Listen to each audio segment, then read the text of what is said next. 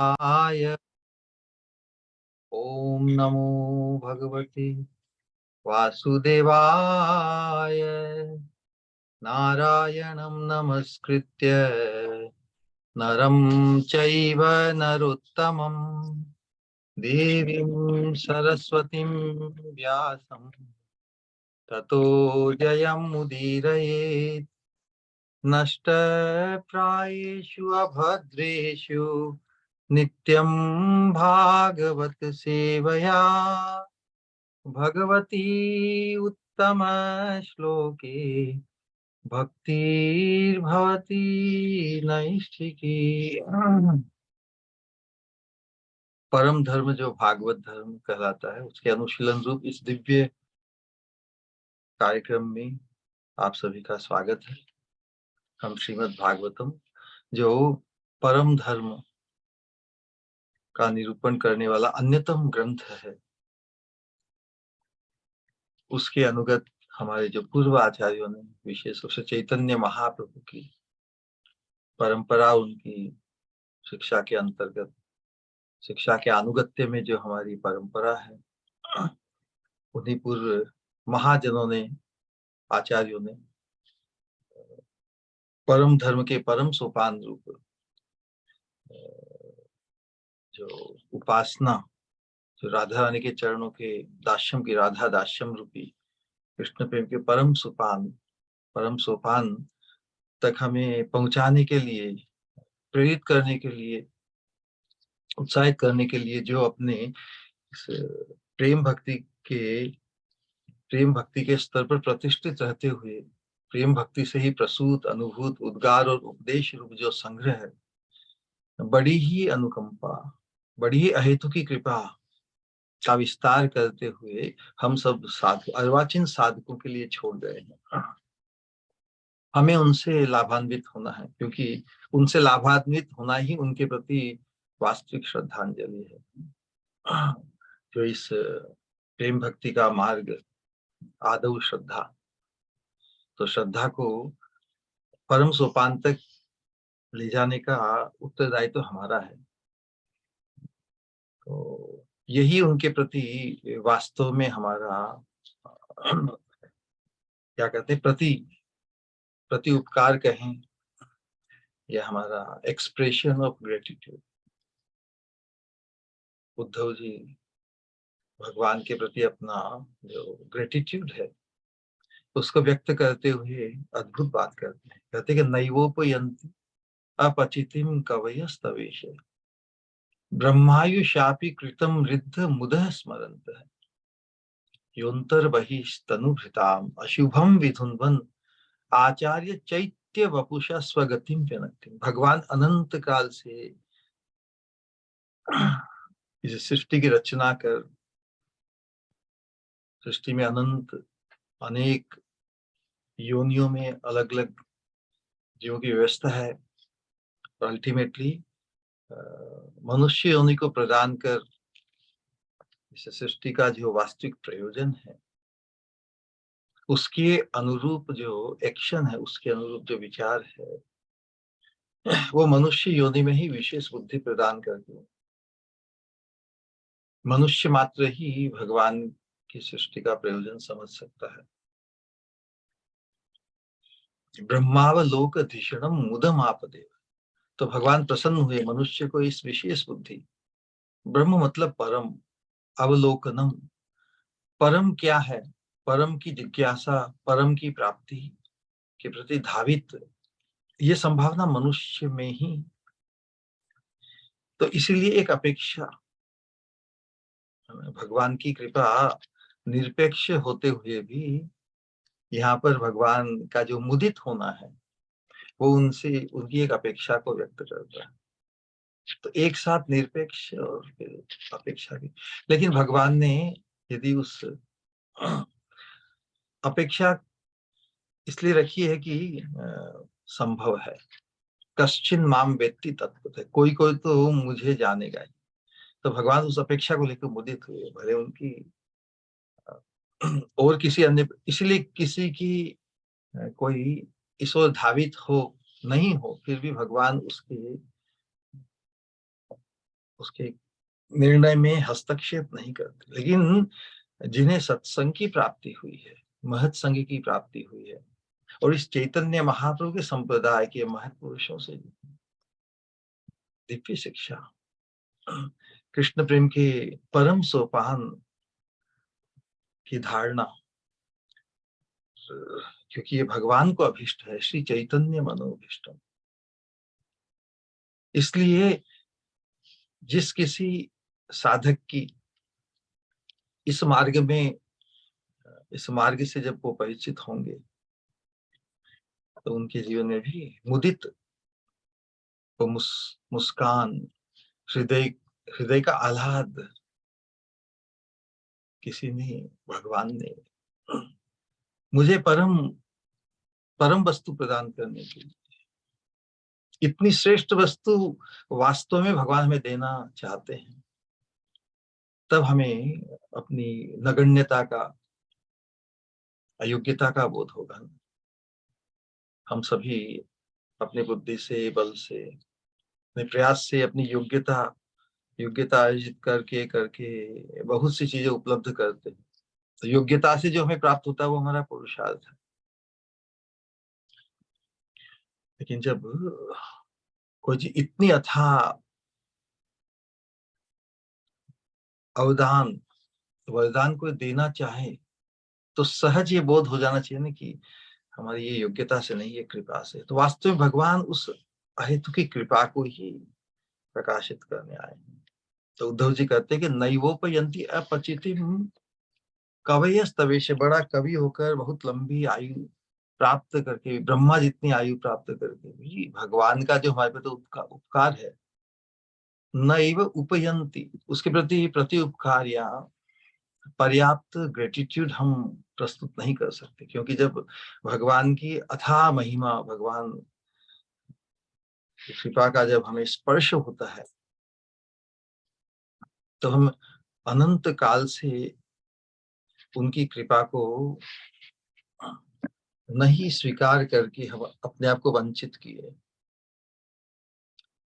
अब इस वर्तमान जीवन में हम जो कृपा भगवान वास्तव में देने आए हैं, उससे अपने आप को वंचित नहीं करने का भरसक प्रयास करेंगे। इसी के उद्देश्य से सत्संग है। जो सत्संग में अपने आप को नियोजित करेगा, वो कम से कम आत्मवंचना से बच जाएगा, स्वयं को वंचित करने से बच जाएगा।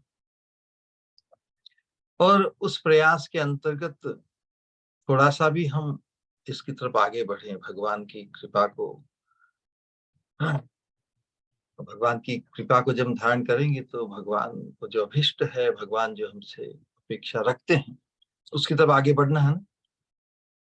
उसी में परस्पर हम सभी साधकों को उत्साहित करना है कि हमें जो राह और जो गंतव्य दिखाया गया है चैतन्य महाप्रभु, उनके चरणाश्रित आचार्य और गुरु वर्गों की परंपरा से, उसमें हम अपने आप को नियोजित करें, उसमें अपने आप को इतना आगे बढ़ दे कि हम पूरे फुल्ली कंज्यूम्ड हो जाए। ये शब्द, टू बिकम फुल्ली कंज्यूम्ड। फिर और दूसरा लक्ष्य रह सकता है क्या? परम दृष्टवा निवर्त, जब हम परम के प्रति हमारी दृष्टि को उजागर कर देगा, तो फिर हम दूसरी गति हमारी हो ही नहीं सकती। अंतर बहिस्तनुभृताम, भगवान अंतर में रहते रहकर हमें प्रेरणा देते हैं, और बाहर में भी आचार्य गुरु के रूप में आकर हमें उसी दिव्य गंतव्य की तरफ प्रेरित करते हैं। आचार्य चैत्य वपुषा स्वगतिम, भगवान ही हम सबकी परम गति है। स्वगतिम व्यनक्तिम प्रोपेल्स, उसकी तरफ हमें धावित करते हैं भगवान। बढ़िया व्यवस्था। तो जब हम थोड़ा भी प्रयास करते हैं, हम सोचते हैं कि भगवान की और अधिक कृपा हो रही है। देखते हैं ना भक्ति के स्तर में, क्लेशग्नि, शुभदा, मोक्ष लघुकारिता, सुदुर्लभा, सांद्रानंद विशेषात्मा, कृष्णाकर्षणी सदा, ये जो 6 लक्षण भक्ति के हम उत्तरोत्तर साधन भक्ति, भाव भक्ति, प्रेम भक्ति के अंतर्गत हमने अध्ययन किया है इनका। अब हमें जिस चीज की बहुत आवश्यकता है, अति आवश्यकता है। हम सभी बुद्धिजीवी हैं, बुद्धिपूर्वक ही हमारा अभ्यास है किसी चीज को ग्रहण करना या किसी चीज को ग्रहण नहीं करना। लेकिन यहाँ पर जो श्रेष्ठ, जो मुख्य वस्तु है, उसको शुकदेव गोस्वामी ने जो जो सार है, कथा का सार, कथा में भी भगवान की जो लीला कथा, लीला कथा में भी जो रास लीला, भगवान की जो परम कथा है, उसके अनुशीलन की पद्धति उसमें भी श्रद्धा के साथ ही बताया है। किस प्रकार की श्रद्धा, तो उसका निरूपण करते हुए ये जो रास पंचाध्याय का जो अंतिम श्लोक है, जो उसकी फलश्रुति रूप में है, उसे हमें मद्देनजर हमेशा रखना होगा। इस जो वर्तमान अनुशीलन हमारा चल रहा है उसमें, वहां पर सुखदेव गोस्वामी कहते हैं कि विक्रीडितुम ब्रजवधु भी इदम च विष्णु। विक्रीडितुम, क्रीड़ा, कोई भी क्रीड़ा क्रिया हम संसार में देखते हैं, कैसी है उसकी, वो सब आगंतुक है, उसका प्रारंभ और अंत है। लेकिन विक्रीडितुम करने का तात्पर्य है कि वो नित्य नित्य लीला है। विक्रीडितुम ब्रजवधु भी इदम च विष्णु हो, ये भगवान की लीला है, विष्णु की लीला है। इसलिए कृष्ण रूप, कृष्ण को के बारे में जब हम जो श्रवण करते हैं, जो सुनते हैं, ये किनकी लीला है? कृष्ण की नित्य लीला, विष्णु की नित्य लीला है। विष्णु अर्थात भगवान। जैसे उपमा दी जाती, राजाधिराज कोई शहंशाह हो, वो कुछ भी करे उसमें कुछ दोष है क्या? नहीं, क्योंकि वो सबका नियामक, सबका शासक है, राजा है। उसी प्रकार जो विष्णु है, जो भगवान, जो सर्वव्यापक है, he has access to everything, सभी कुछ उनका ही है, उनके लिए ही है। इसलिए उनमें दोष देखना, दोष देख से हमें बचना होगा। विक्रीडितुम ब्रज वधु भी इदम च विष्णु, तो ये भगवान कृष्ण रूप, ये विष्णु का विशेष रूप है, अर्थात ये विशेष विष्णु हुए ना, इस दृष्टिकोण से मैं समझता हूँ। क्योंकि विष्णु दो नहीं हो सकते, है ना। लेकिन अनेक रूप रूपाय विष्णवे प्रभ विष्णु, विष्णु सहस्र नाम में हम देखते हैं कि विष्णु अर्थात सर्व समर्थ है, व्यापक है, वन हु नोज एवरीथिंग। तो फिर उनमें क्या दोष नहीं हो सकता ना? दोष तो सीमित वस्तु, जितना जिसका अधिकार होता है, अधिकार से अधिक यदि वो दायरे में प्रवेश करे जहां पर अधिकार नहीं, तो फिर उसमें दोष आता है। दोष, ये दोष इस संसार, इस जगत के व्यवहार में परिलक्षित होता है। लेकिन जहां पर नित्य लीला हो, विक्रीडितुम ब्रजवधुभिर इदम च विष्णु श्रद्धान्वितोऽनुशृणुयात्, श्रद्धा पूर्वक हम किन किन की लीला कथा श्रवण कर रहे हैं? जो दोष मुक्त है, जिनमें दोष है ही नहीं, श्रद्धान्वितो अनुशृणुयात्, अनुशृणुयात् कहने का तात्पर्य है उसी अनुगत्य धर्म से, जिन्होंने श्रवण किया है उसी श्रद्धा से, उन्हीं के अनुगत्य के अंतर्गत हम नित्य लीला का श्रवण करेंगे। श्रद्धान्वितोऽनुशृणुया अथ वर्ण यदि, और जिन्होंने अनुगत्य धर्म को अंगीकार करते हुए इसका श्रवण किया है, उन्हें वो योग्यता, उन्हें उत्तरदायित्व, यहाँ पर योग्यता का तो विचार है नहीं, उत्तरदायित्व दिया जाएगा। हाँ, अथ वर्ण यदि, वर्णन करने के लिए उसका प्रभाव क्या होगा? उस अनुगत्य धर्म से और श्रद्धा पूर्वक श्रवण और वर्णन करने से भक्ति पराम भगवती, परा भक्ति, प्रेम भक्ति भगवती अर्थात भगवान श्री राधा कृष्ण युगल चरणारविंद के प्रति प्रेम भक्ति, परा भक्ति अर्थात प्रेम भक्ति, भक्त, और उस प्रेम भक्ति प्रथम प्राप्त होगी। भक्ति पराम भगवती प्रतिलभ्य काम, और उसके प्रभाव से प्रतिलभ्य कामम हृदरोगम आशु उपहन अपहिनोति, तो उसके दिव्य प्रभाव से हृदय का जो रोग है, हृदरोग, भक्ति पराम भगवती प्रतिलभ्य, प्रतिलभ्य मतलब उसके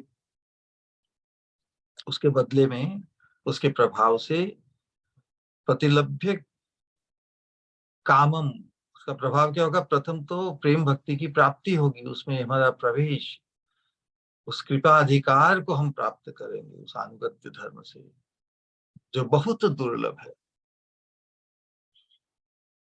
उसके प्रभाव से हृदय रोगम आशु, अति शीघ्र हृदय का रोग, जो काम वासना, जो हमें संसार की क्रीड़ाओं में हमें जो अनुरक्त करी, अनंत काल से बार बार आगंतुक परिवेश में ही हमारा आवेश,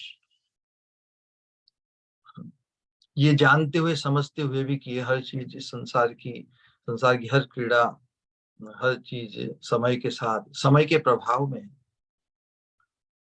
निमेषार्धाख्यो वा व्रजति नहीं यत्रापि समय, लेकिन जिस जिस टाइम और स्पेस में, जिस दिव्य धाम में समय का प्रभाव एक निमिष के लिए भी नहीं है, अर्थात वहां की नित्य क्रीड़ा के अनुगत होकर ही समय विराजमान है। जबकि हमारा जो अनुभव इस संसार में है, यहाँ पे समय के शासन में है, समय के प्रभाव में है। इतना फर्क है। हृदय रोगम आशु अपहिनोति अचिरेण धीरे, तो धीर व्यक्ति अर्थात जो श्रद्धावान है,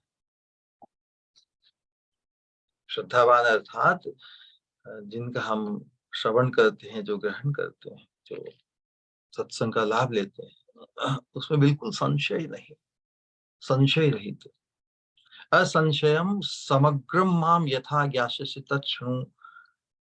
भगवान अर्जुन को गुरु रूप में भी दो रोल कर रहे हैं।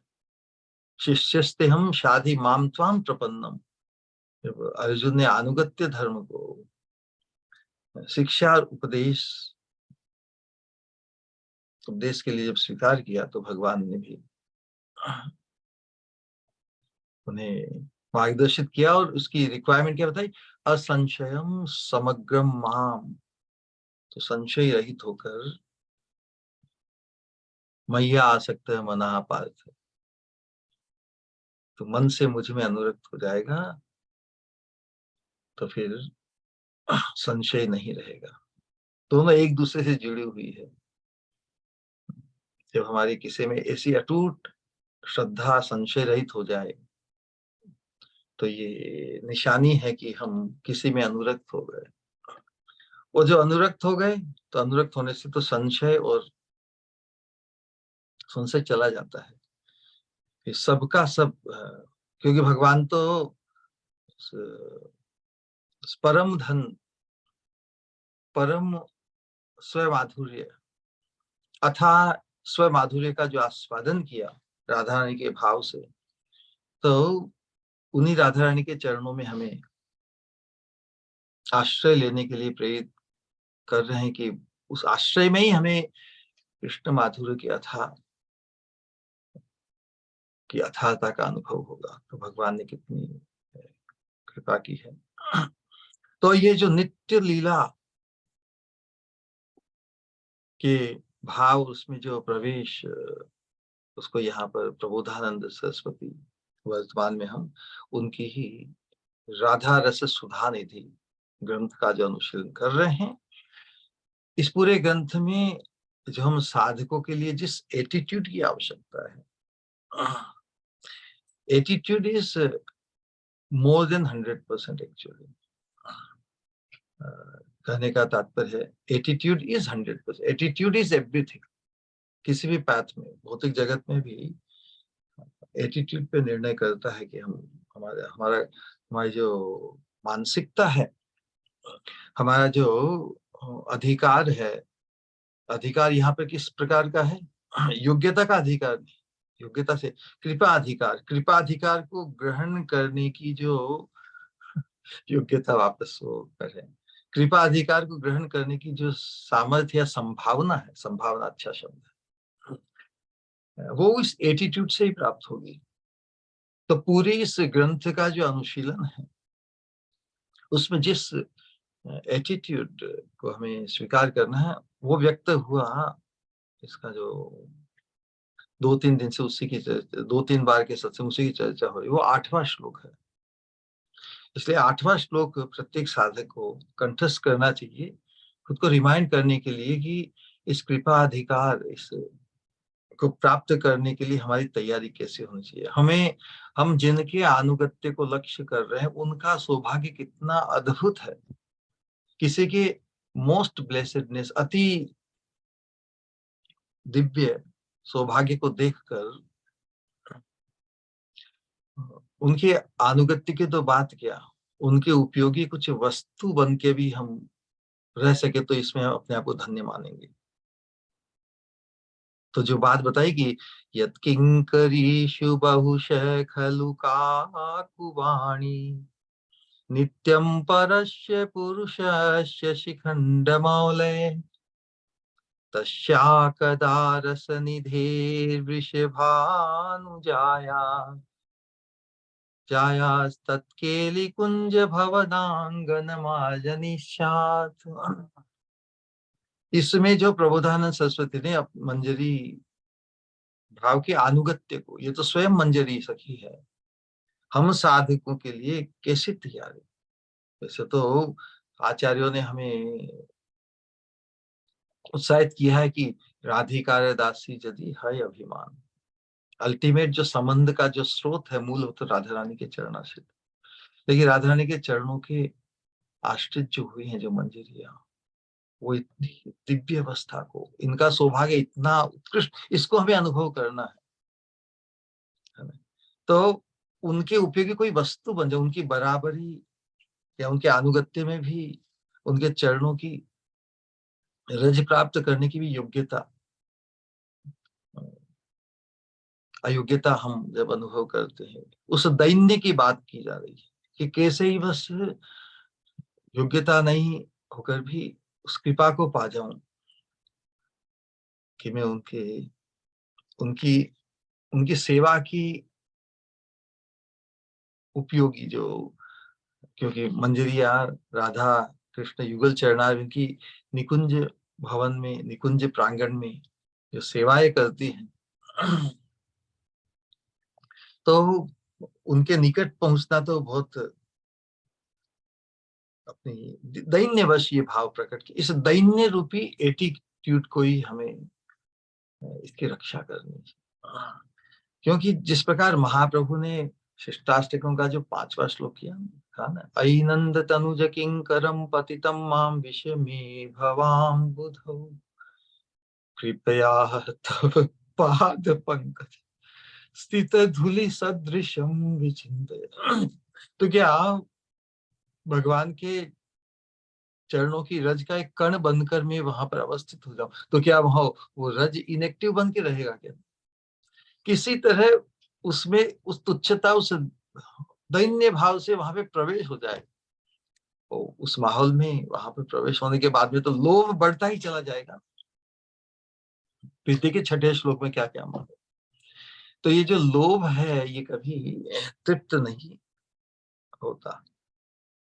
तो उसी भाव को कि हम अपने इस दैन्य भाव से ही, दैन्यता के एटीट्यूड से ही हम उस दिव्य कृपा, परम कृपा को आकृष्ट करेंगे। उस दैन्यता के कारण ही हमारे हृदय में जो व्यग्रता है, डेस्परेशन है, उसको पाने के लिए जो उत्कट लोभ है, उसकी रक्षा होगी। तो इसलिए बता रहे हैं कि सिर पर मोर पंख धारण करने वाले परम पुरुष श्री कृष्ण, शिखंड मौले, मोर पंख धारण करने वाले, उनकी जो किंकरियां हैं, किनकी किंकरियां? राधा रानी की। यहाँ पर राधा रानी का ही सर्वोत्कर्ष प्रकाशित किया है कि जिनकी किंकरियों की चाटू चाटू वाक्यों से प्रार्थना कौन करते हैं? तो एक साथ उन किंकरियों के सौभाग्य, राधा रानी के परम सौभाग्य, परम उत्कर्ष को स्थापित किया है। और तो उन राधा रानी, वृषभानु नंदिनी राधा रानी के केली कुंज, कुंज भवन के प्रांगण की जो सेवा में अनुरक्त है,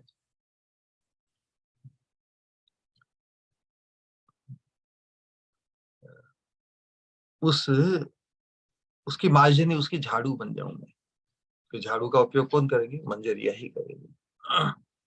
ऐसी तैयारी, ऐसा दैन्य, ऐसा एटीट्यूड यदि हम रक्षा कर पाएंगे तो ये एटीट्यूड हमारे जगत के, समाज परिवार के व्यवहार में भी ये परिलक्षित होगा। क्योंकि दैन्य भाव से ही हम उस परम कृपा को आकृष्ट कर पाएंगे। नित्य लीला में जो प्रवेश है,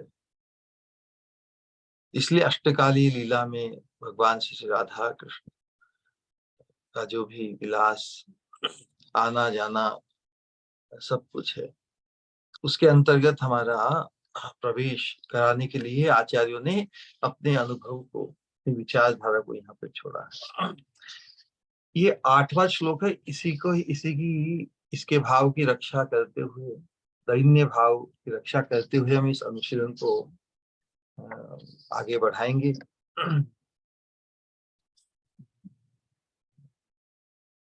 वास्तव में वृंदावन वास का जो हमारा संकल्प है, वो भी उसी लक्ष्य को पूर्ण करने के लिए, किसी प्रकार उस निकुंज मंदिर की सेवा प्रांगण में जो सेवा है, उस सेवा का उपकरण बन के में वहां पे प्रतिष्ठित हम हो जाए। उसी भाव में फिर आगे से आगे उस कृपा से ही लीला का चिंतन आगे बढ़ता चला जा रहा है। विशेष रूप से इस दैन्य भाव से पूर्ण होकर ही प्रबोधानंद सरस्वती ने अपने आप को साधारण साधक, वे नित्य पार्षद होते हुए भी, है ना, नित्य पार्षद होते हुए भी हम जो साधक, हम तो अजात रति हैं, रति के स्तर को भी प्राप्त करना बाकी है। तो वो भी अपने आप को अजात रति साधक मानकर अति उत्कंठा से, बड़े उत्कंठित है कि अरे अजात रति साधक में दैन्य सहज होता है, कि मैं तो इसके अयोग्य हूँ। उस सौभाग्य को, अरे उनका इतना उत्कट सौभाग्य है कि जिनकी चाटु वाक्यों से श्याम सुंदर जो परम पुरुष है वो हमें तो साधना में ही बताया जाए कि भगवान की प्रार्थना करें, भगवान हमें आपकी सेवा में नियोजित कीजिए, सेवा में नियोजित कीजिए। और यहाँ पर जो परम सेव्य है, परम पुरुष,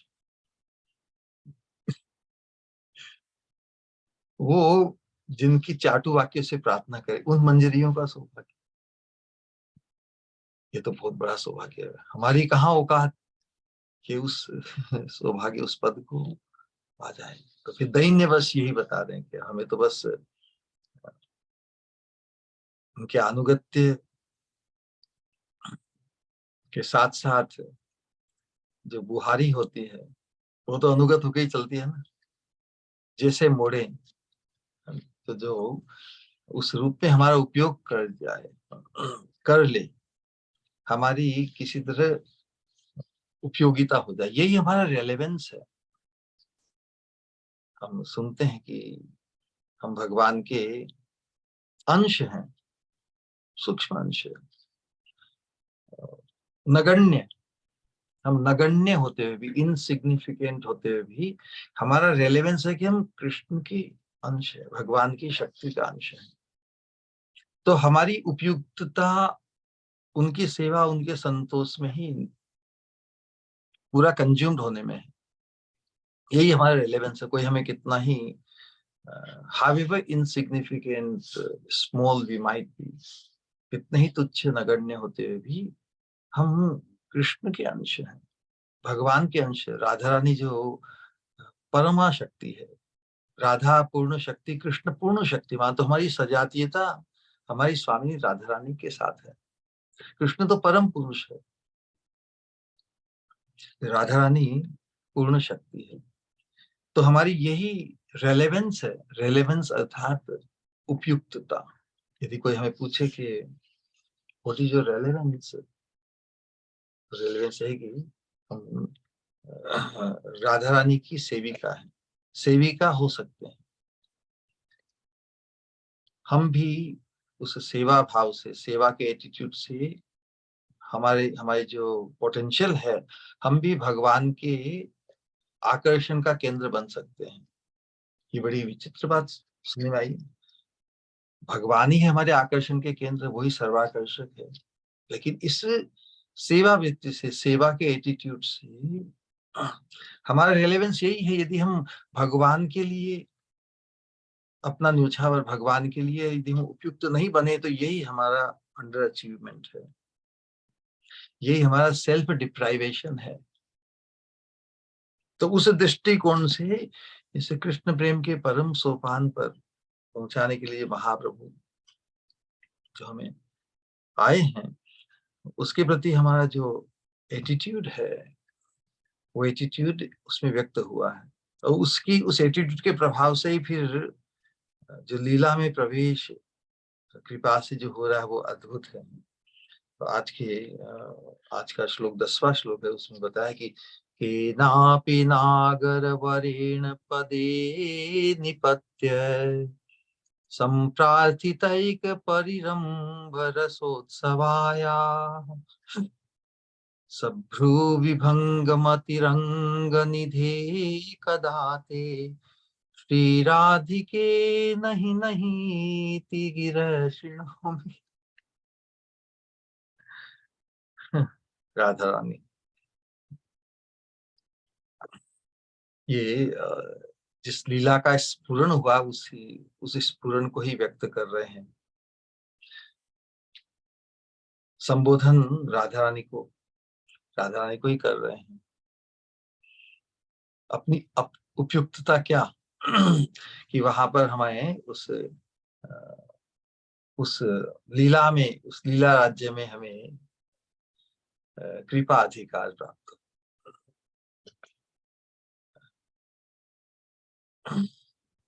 तो इच्छा वहां पे व्यक्त की है भाव के स्फुरण से कि हे राधिके, राधा रानी को संबोधित कि केनापि नागर वरेण पदे निपत्य। अब केनापि कहने से तो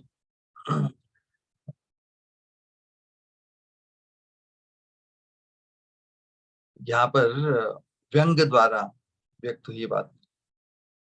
केनापि नागर वरेण्य, कोई नागर वरेण्य, क्योंकि जो नागर वरेण्य है वो भी राधा रानी के चरणों के आश्रय में, राधा रानी के चरणों के काकू भाव से। इसी प्रकार केनापि नागर वरेण्य पदे निपत्य, आपके पैरों में गिरकर। पैरों में क्यों गिरना चाहेंगे श्याम सुंदर? श्याम सुंदर तो संकेत स्थान पर जो मिलन होता है राधा श्याम सुंदर का, वही तो नित्य लीला का अंग है। सखी मंजरियों ने व्यवस्था की है, लेकिन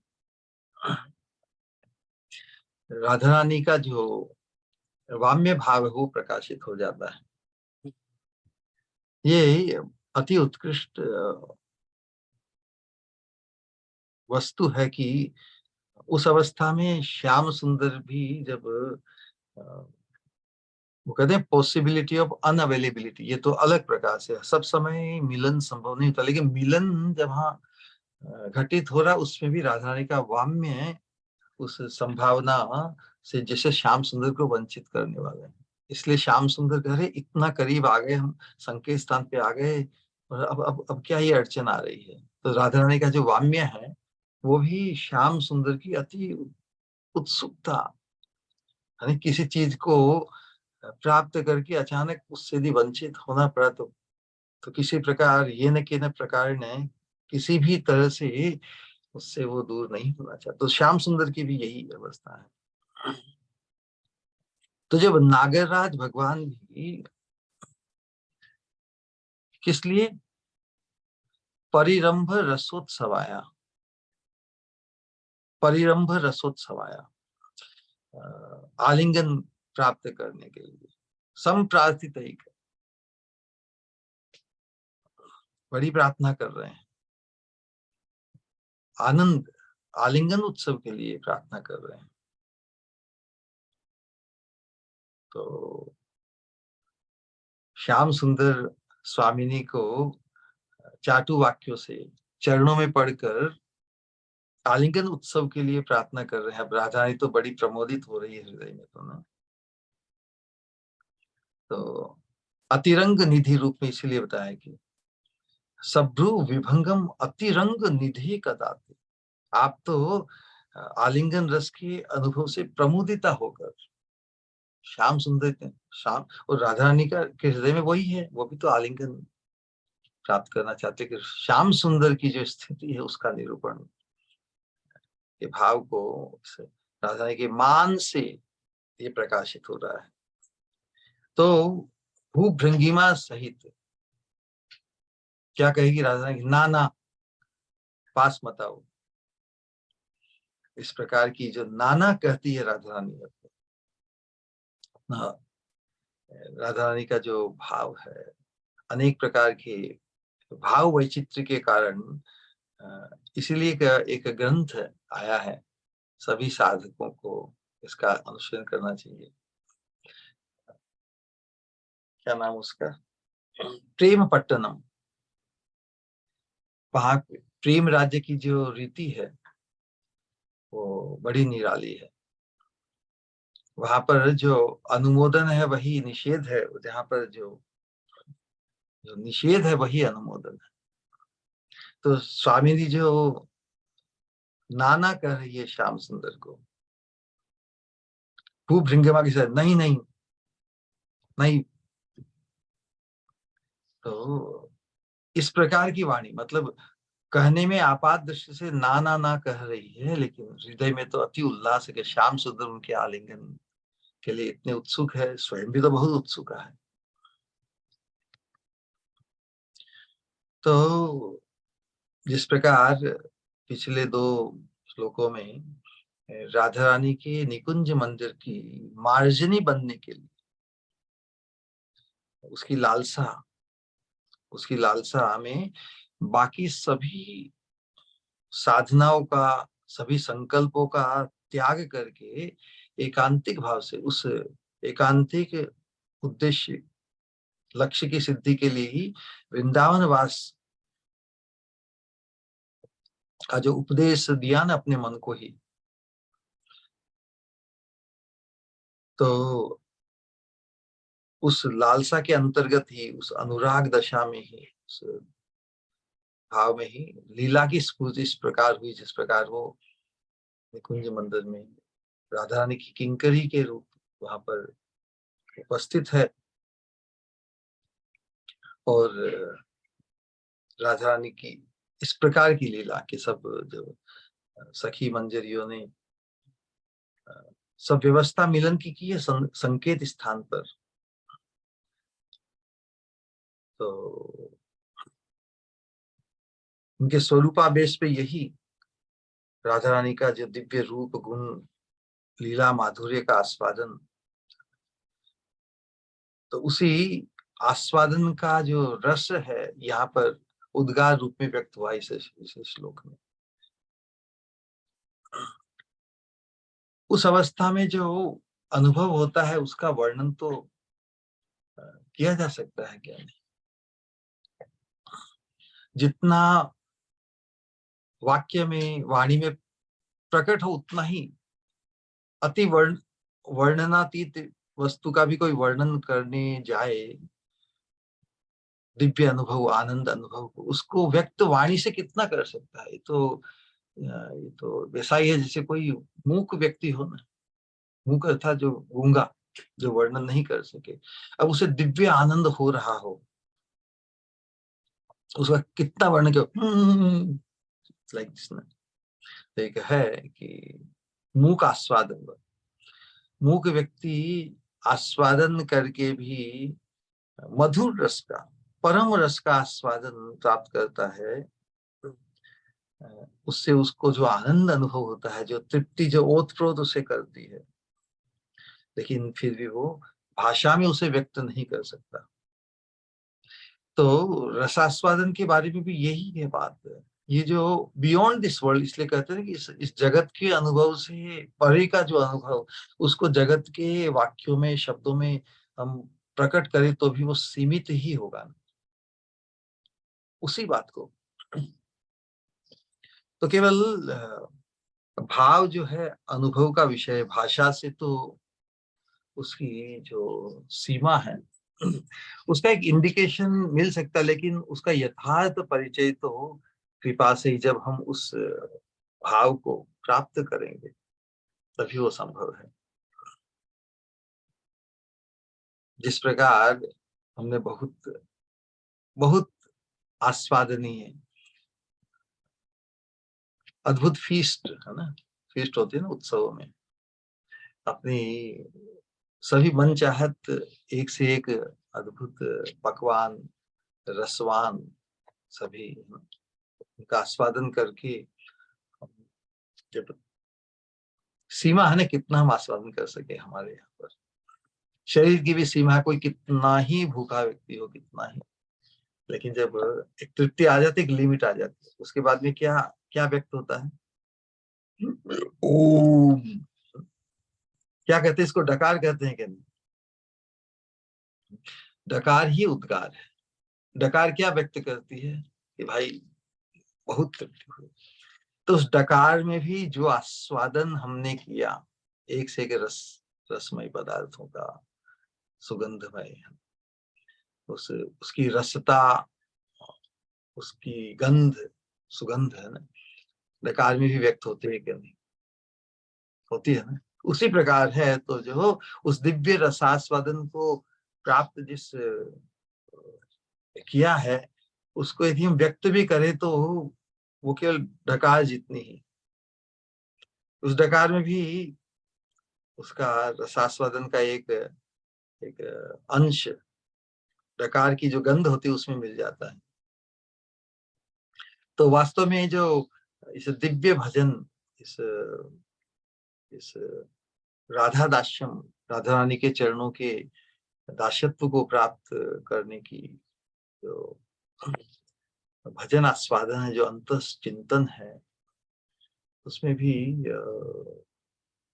भजनानंदी जो लोग हैं यहाँ पर, विशेष रूप से प्रबोधानंद सरस्वती, ये जो जिस भाव को व्यक्त कर रहे हैं, जिस आनंद को व्यक्त कर रहे हैं, उन्होंने एक प्रकार रूप उस उद्गार को ही व्यक्त किया है। उद्देश्य क्या है? प्रकार में ऐसा आनंद, ऐसी ऐसी सौरभ, ऐसी सुगंध मिल रही है, तो जिनको उस गंध का स्पर्श होता है उनके हृदय में लोभ उत्पन्न, वास्तव में इस लोभ को उत्पन्न करने के लिए ही ये अनुशीलन है। लोभ ही एकमात्र कीमत है।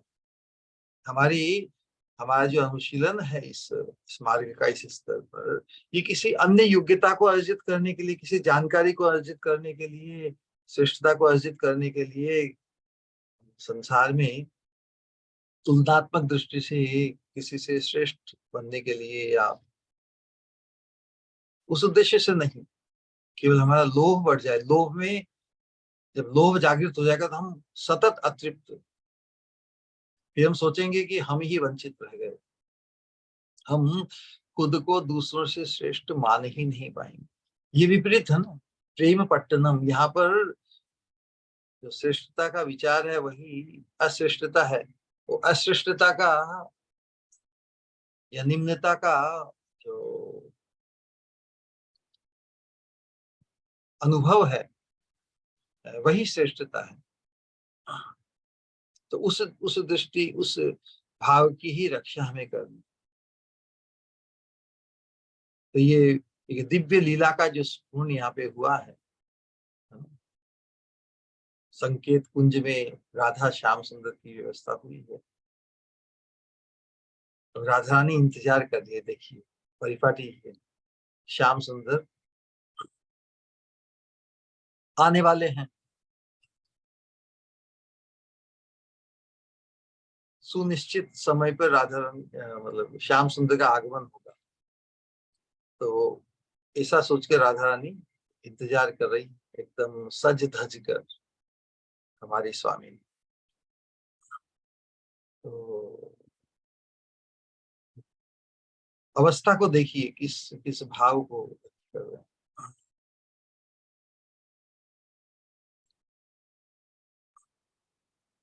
संकल्प, राधा रानी का जो भाव, इस जिस भाव में विभावित हो गया, अनेक प्रकार के अनुभाव व्यक्त होते हैं।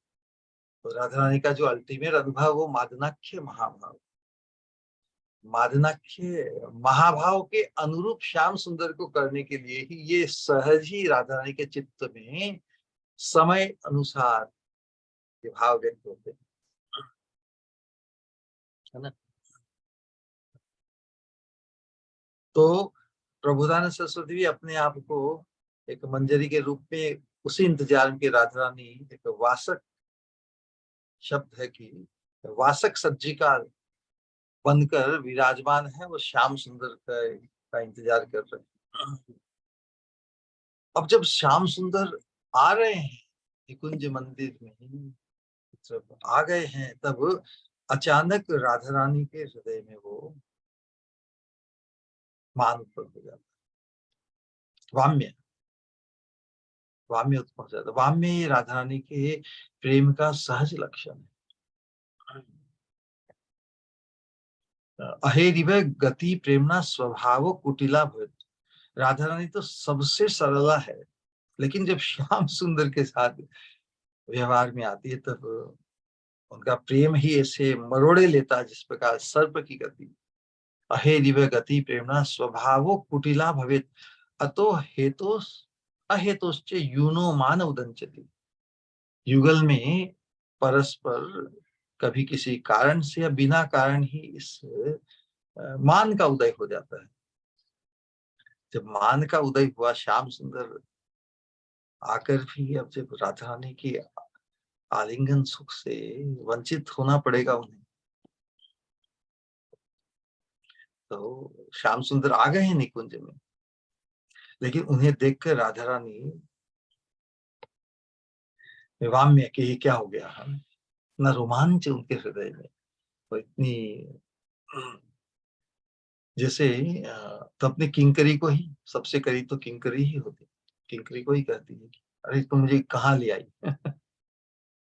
और संकेत स्थान पर दोनों के मिलन के लिए ही पूरी व्यवस्था है। श्री राधा रानी में जो सहज मान उत्पन्न हो गया उधर, किंकरी तुम मुझे कहाँ ले आई, तिरस्कार करती हुई। इसीलिए पाल्यदासी का भाव है। पाल्यदासी किसे कहते हैं, जैसे पाल्य पशु होता है, अपनी इच्छा अनुसार कारण विकारण जिस प्रकार का शासन करना हो, अपनी भर्त्सना या किसी मन का टेंशन, सब कुछ राधा रानी उड़ेल देती है। तो यहाँ पर स्वाम्य को जस्टिफाई करने के लिए अपनी किंकरी को ही तीसरी नजर से, जैसे भ्रिकुटी टेढ़ी करके हुए, थोड़ा गुस्सा थोड़ा रोष करते हुए, क्योंकि किंकरियों के ही तो मार्गदर्शन में उन्हीं की वहां व्यवस्था होती है। तो वहां पर उन्हीं की भर्त्सना करती हुई राधा ने कह रही है, "तू मुझे कहाँ ले आई, चल जल्दी चल, घर चलो।" श्याम सुंदर जिस उद्देश्य से आए हैं, वो श्याम सुंदर भी तो का संकल्प है, भगवान तो अच्युत है। अब वो जिस संकल्प से आए हैं उस संकल्प को अधूरा ही रहने देंगे? नहीं, उस संकल्प को पूर्ण करने के लिए मैं चाटु वाक्य से, तो राधा रानी ही उनको छोड़ के जाना चाहती है घर पे। तो भगवान उनके राधा रानी के चरणों में जैसे गिर पड़े हैं, तो उनका जिस प्रकार वो कहते हैं कि आंचल पकड़ लिया, जैसे आंचल पकड़ ही, तुम कहाँ छोड़ के मुझे जा।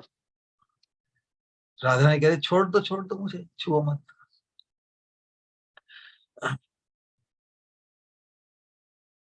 लेकिन मुख पर जो क्रोध व्यक्त हो रहा है, क्रोध में कभी हंसी होती है क्या? लेकिन यहाँ पर राधा रानी के हृदय में जो अति उल्लास है, वो नाना कह रहे हैं, नाना कहने में भी हा हा ही प्रकट हुआ है। जैसे नहीं, नहीं में हा भी है ना, उसी प्रकार का भाव। तो जो कपट क्रोध से युक्त हंसी।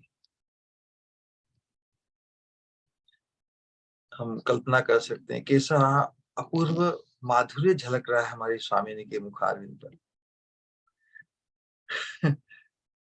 वो कपट कपट क्रोधपूर्ण हंसी, उस माधुर्य को देखकर भगवान तो एकदम अति उत्कंठित अधीर हो गए। राधा रानी से मिलने के लिए अति उत्कंठित होते हुए विवश हो रहे हैं। तो राधा रानी की ये चेष्टाएं, जो महाभाव, श्याम सुंदर की ऐसी स्थिति, श्याम सुंदर की जो लालसा है राधा रानी के संग में होने की, उसका आलिंगन रसास्वादन प्राप्त करने के लिए उनकी आतुरता को यह व्यक्त किया है। तो राधा रानी में ऐसा भाव यदि व्यक्त न हो तो क्या श्याम सुंदर की ऐसी अवस्था होगी क्या?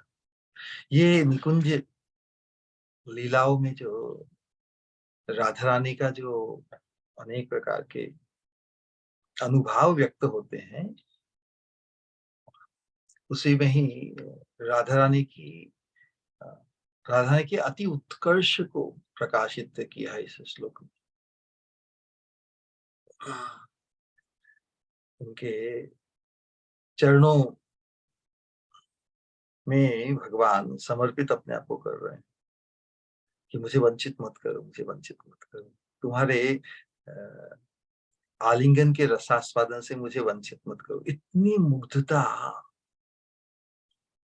भगवान की, है ना?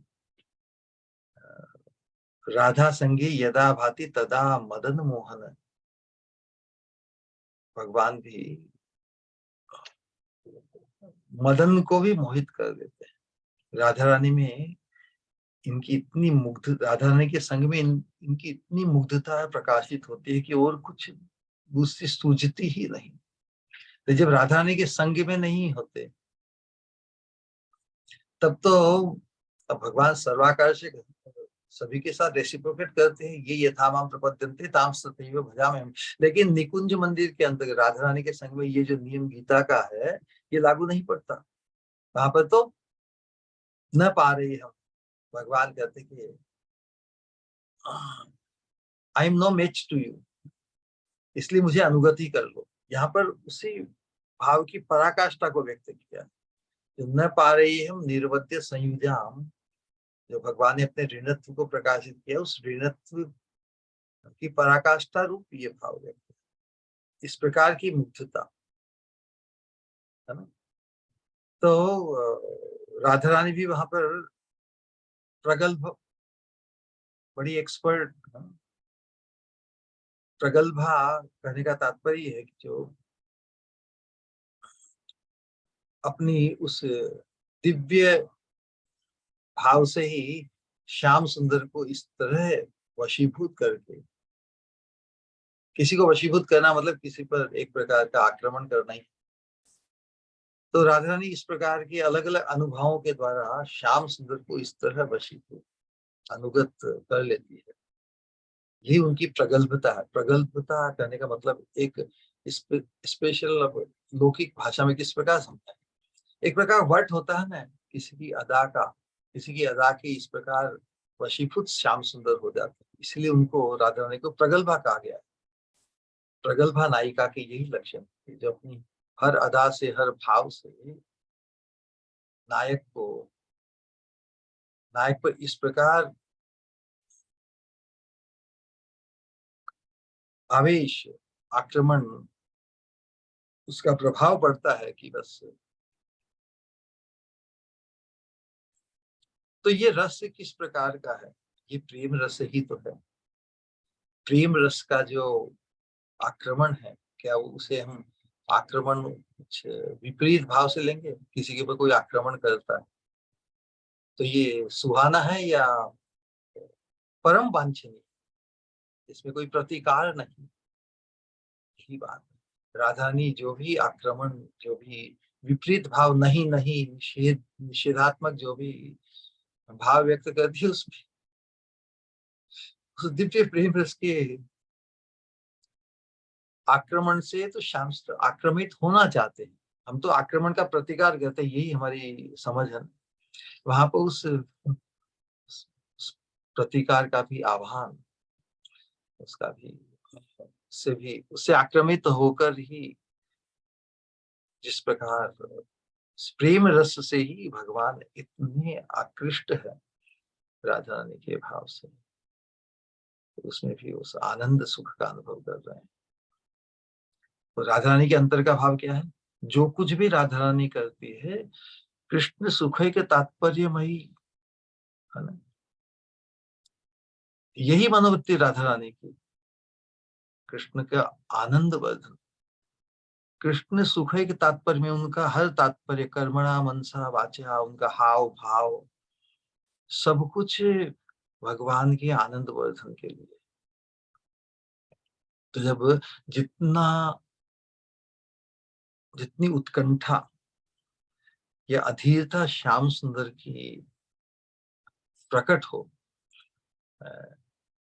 तो उसमें भगवान का ही, हम जिस चीज के लिए अति अधीर होते हैं, मतलब उसे प्राप्त करने के लिए हमारा आनंद कितना बढ़ जाएगा ना। तो भगवान को भी परमानंद रसास्वादन कराने के उद्देश्य से ही राधा रानी के हृदय में ये उनके भाव की वैचित्री, हम उज्जवल नीलमणि ग्रंथ का काफी अनुशीलन करेंगे, उसमें राधा रानी के भावों की वैचित्री, विचित्र अलग अलग प्रकार के एक्सक्लूसिव जो भाव हैं, उसमें श्याम सुंदर जिस प्रकार डोलते हैं, श्याम सुंदर उस रस राज्य में अभिभूत होकर रहते हैं। श्याम सुंदर का इतना आनंद वर्धन उस रसास्वादन से होता है। तो राधा रानी की तो हर चेष्टा किस लिए है? श्री कृष्ण सुख के तात्पर्य में, यही उनकी मनोवृत्ति, इस मनोवृत्ति का ही नाम दिव्य प्रेम। सारी चेष्टाएं श्री कृष्ण सुख के लिए ही होती है। सभी का लक्ष्य भगवान का आनंद वर्धन करना, और विशेष रूप से आनंद, भगवान का आनंद वर्धन करने में जो रति है ब्रज के अंतर्गत गोपियों की, राधा रानी की, उसकी तुलनात्मक दृष्टि से जिस प्रकार द्वारका की जो रानियों की जो भगवान के प्रति रति है वो समर्था रति कहलाती है। समर्था रति में जो उनका जो प्रेम है वो अनुराग तक वर्धित होता है। उसके बाद में भाव और महाभाव की जो अवस्था है वो केवल ब्रज में ही, ब्रज गोपियों में ही प्रकाशित होती। इसलिए ब्रज गोपियों के हृदय में जो भगवान के प्रति जो रति है वो महाभाव, इसलिए उसको समर्था रति कहते हैं। द्वारका की महिषियों के हृदय में जो रति है भगवान को सुखी करने की, वो समंजसा समंजसा रति कहलाती है। लेकिन ब्रज गोपियों की जो रति है उसे क्या कहते हैं? समर्था, समंजस्य और समर्था। तो क्योंकि उसमें द्वारका की जो महिषियां हैं भगवान को सुखी करके खुद के भी सुख का लक्ष्य रहता है। पहले भगवान को सुखी करेंगे, भगवान को सुखी करके हम भी सुखी होंगे, ये है समंजसा से। समर्था रति इतनी प्रबल होती कि उसमें केवल श्याम सुंदर का आनंद वर्धन करना ही, कृष्ण सुख का तात्पर्य में ही, अपने खुद के सुख का स्पर्श भी नहीं। सारे उद्यम इस समर्था रति संपन्न ब्रज सुंदरियों में सारे उद्यम भगवान के सुख के लिए ही होते हैं। बुद्धिपूर्वक भी ब्रज सुंदरियों की जो बुद्धिपूर्वक अथवा अबुद्धिपूर्वक किसी भी अवस्था में कर्मणा मनसा वाचा जो भी उनका प्रयास होता है, सभी चेष्टाएं भगवान के सुख के लिए ही उनमें प्रकाशित होती है। इस प्रकार की समर्था रति से संपन्न सभी ब्रज गोप सुंदरिया, और फिर उन ब्रज सुंदरियों के जो मुकुट मणि है हमारी स्वामिनी श्रीमती राधिका रानी, मादनाख्य महाभाव रूपी अनुभाव से संपन्न एकमात्र हमारे स्वामी। तो उनकी सभी जो प्रेममयी चेष्टाएं हैं वो कृष्ण के सुख वर्धन के लिए ही है। उनकी जितनी भी कल्पना, उनका जितना भी भाव भाव सब कुछ है कृष्ण के। इसमें तो कहना ही क्या, तो परमा गोपी है।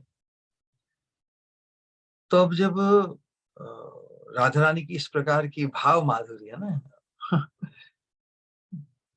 क्रोध और कपट युक्त हास्य, इस भाव के सामने भगवान तो जैसे बलिहारी जाए, विवश होकर राधा रानी के चरणों में गिरकर एक ही प्रार्थना कर रही है, यदि एक आलिंगन उत्सव, तो एक आलिंगन का आस्वादन तो करा दे। ये तो सर्वस्व तुम्हारा ही हूँ, तुम्हारा ही होने आया हूँ, इससे मुझे वंचित मत करो। चरणों में पढ़ के ही तो प्रार्थना की जाती है ना। तो भगवान जो परम पुरुष है, सर्वसमर्थ लोक, तो ये उनकी अंतरंग लीला कितना आह्लादक, कितना आनंददायी है। उनका जो आलिंगन उत्सव है कितना आह्लादकारी है।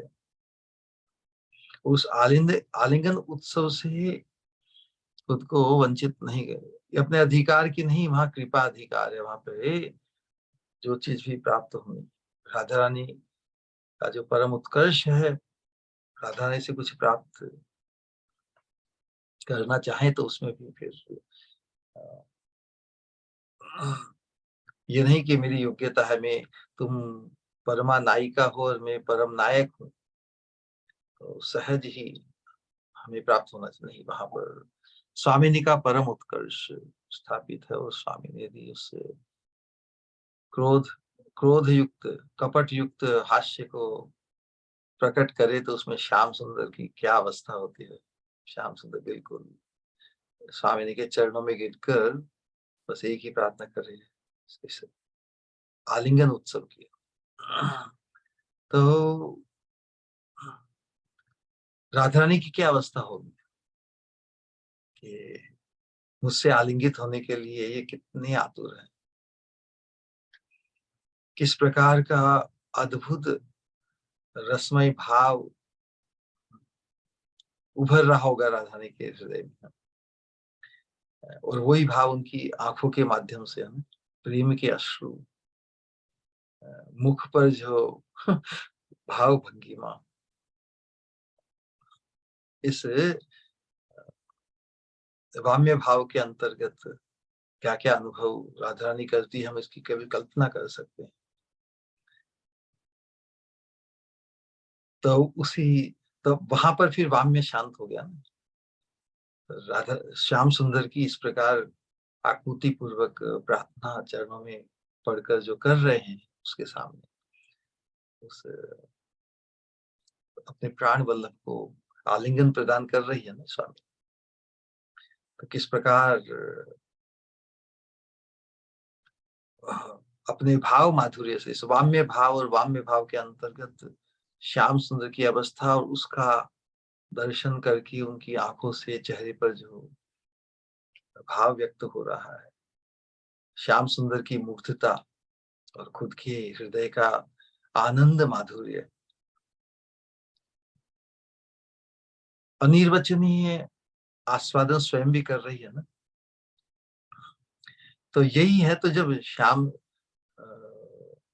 परमानंद का प्राप्त, जब श्याम सुंदर आलिंगन प्रदान करेंगे तब लेकिन बाहर क्या प्रकाशित होगा? बाहर से संभ्रम, संकोच, बाहर से जैसे क्रोध या व्यथित, मुझे छोड़िए ना मुझे स्वामी ने। तो इस प्रकार का जो हृदय में तो अति उल्लास, लेकिन बाहर जैसे व्यथित हो रही है, संकोच पूर्वक क्रोध, क्रोध का प्रकाश करती है।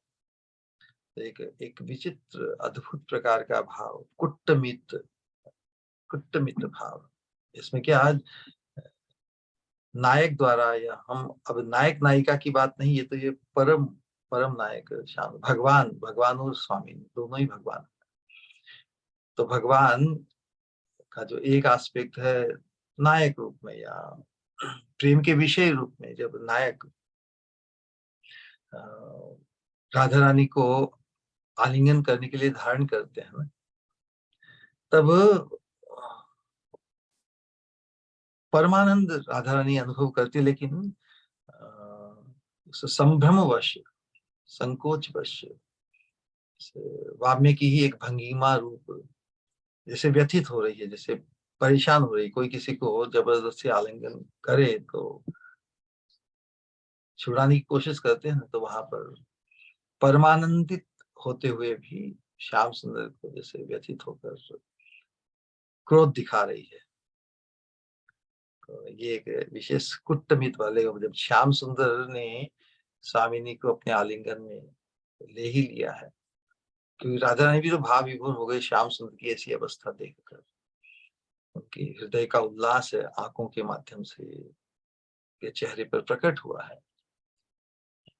तो इस प्रकार का जो भाव है उनका, श्याम सुंदर का आनंद वर्धन करने के लिए, इसमें राधा रानी का, स्वामिनी का अपने सुख का विचार नहीं है, वो तो हर कुछ उनकी जो कल्पना, सब कुछ श्याम सुंदर को अति आनंद, परम आनंद, अधिक से अधिक आनंदित करने का ही वो सोचती है। तो इस वाम्य भाव से भी वो भगवान का आनंद वर्धन ही करती है। इसी बात को यहाँ पे विशेष रूप से व्यक्त किया गया है। तो इस प्रेम पट्टनम की जो बात बताई यहाँ पे अद्भुत ढंग से व्यक्त हो रही है, जहाँ पर किसी के प्रति वैमुख्य प्रकाशित करना ही सान्मुख्य है। समझ में आई बात? किसी के प्रति विमुखता वाक्यों से, अपनी चितवन से, भंगिमा से किसी के प्रति विमुखता को प्रकाशित करना ही उनके प्रति अभिमुखता। अभिमुखता मतलब उनकी तरफ बढ़ने का संकेत है, जहाँ पर निषेध ही अनुमति को व्यक्त करता है।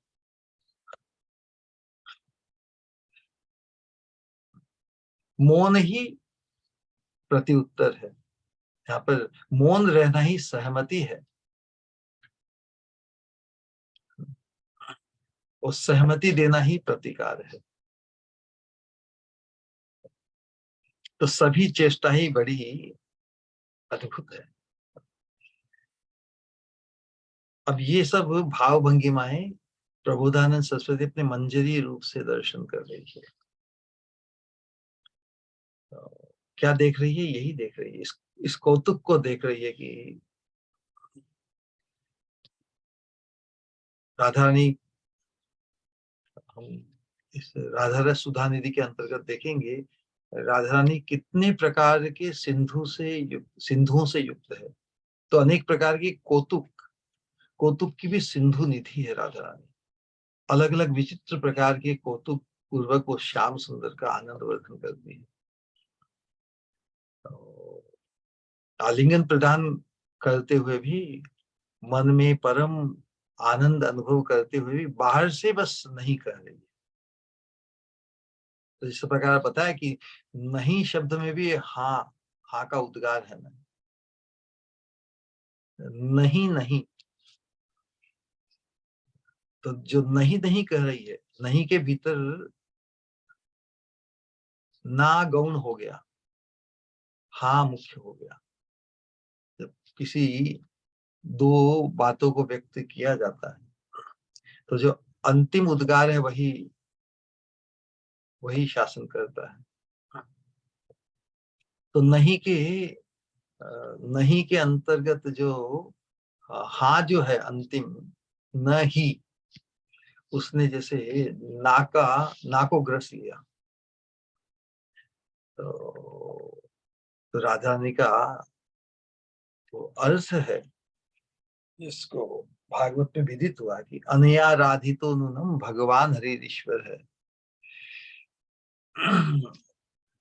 इनकी आराधना जिनके द्वारा वास्तव में हुई है, भगवान की आराधना या भगवान की प्रसन्नता जिनके द्वारा अवश्य घटित हुई है, जिसके कारण इन्होंने हम अनंत गोपियों को छोड़कर एकांत में इस गोपी को एकांत में जाके उनसे विलास किया। तो अनया राधितो नूनम भगवान हरि ईश्वर है, यन्नो विहाय गोविंद प्रीतो याम अनयद रह एकांत में ले गए। तो यहाँ पर निकुंज लीलाओं के अंतर्गत ही राधा रानी ने अपने नाम को सार्थक किया है। किस प्रकार सार्थक किया है? इसलिए राधा रानी के नाम को अनवर्थ अर्थ, अनवर्थ मतलब अर्थ मतलब लाभ, लाभ को प्रदान करने वाला। राधा रानी का नाम की जो व्युत्पत्ति है वो भी श्याम सुंदर के अर्थ को पूर्ण करने के लिए है। श्याम सुंदर का आनंद वर्धन करना, यही राधा रानी के नाम की सार्थकता है। जो भगवान की, जो कृष्ण की आराधना करती, इसलिए तो उनका नाम राधिका है। अथवा तो कहें कि जिनकी आराधना ही सिद्ध है, इसीलिए उनका नाम राधिका है।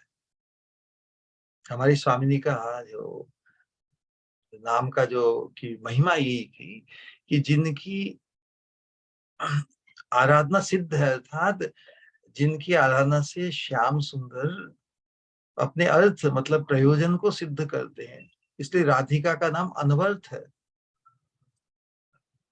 अर्थ क्या है इस निकुंज लीला और अल्टीमेट विलास का? श्याम सुंदर का सुख वर्धन। श्याम सुंदर के सुख वर्धन में राधिका की तो पूर्ण अनवरतता है, सिद्धि है, इसीलिए उनका नाम राधिका कहला जाता है।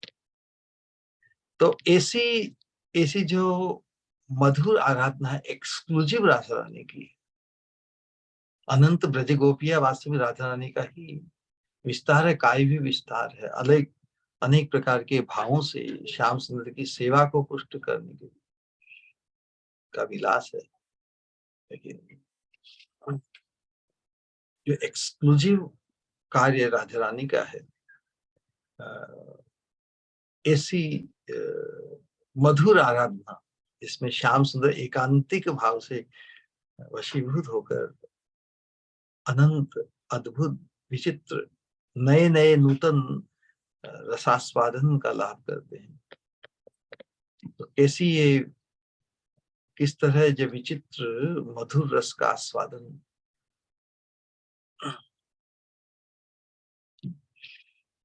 इस प्रकार का जो आस्वादन है एकमात्र राधा रानी की अतिरिक्त तो और कोई नहीं कर सकता। इसीलिए राधिका केवल एक ही, हम और किसी को राधिका नहीं कर सकते। संसार में बहुत बार लोग दृष्टिकोण, ओ ये हमारी राधिका, एक कृष्ण की रानी, राधिका एक ही एक्सक्लूसिव है। राधा रानी का सौभाग्य, उनका स्टेटस, उनका वो एक्सक्लूसिव है। राधा रानी की तुलना किसी से की नहीं जा सकती, इसीलिए और किसी भी ब्रज गोपी को राधिका के नाम से संबोधन नहीं किया जा सकता। जैसे महाभाव का जो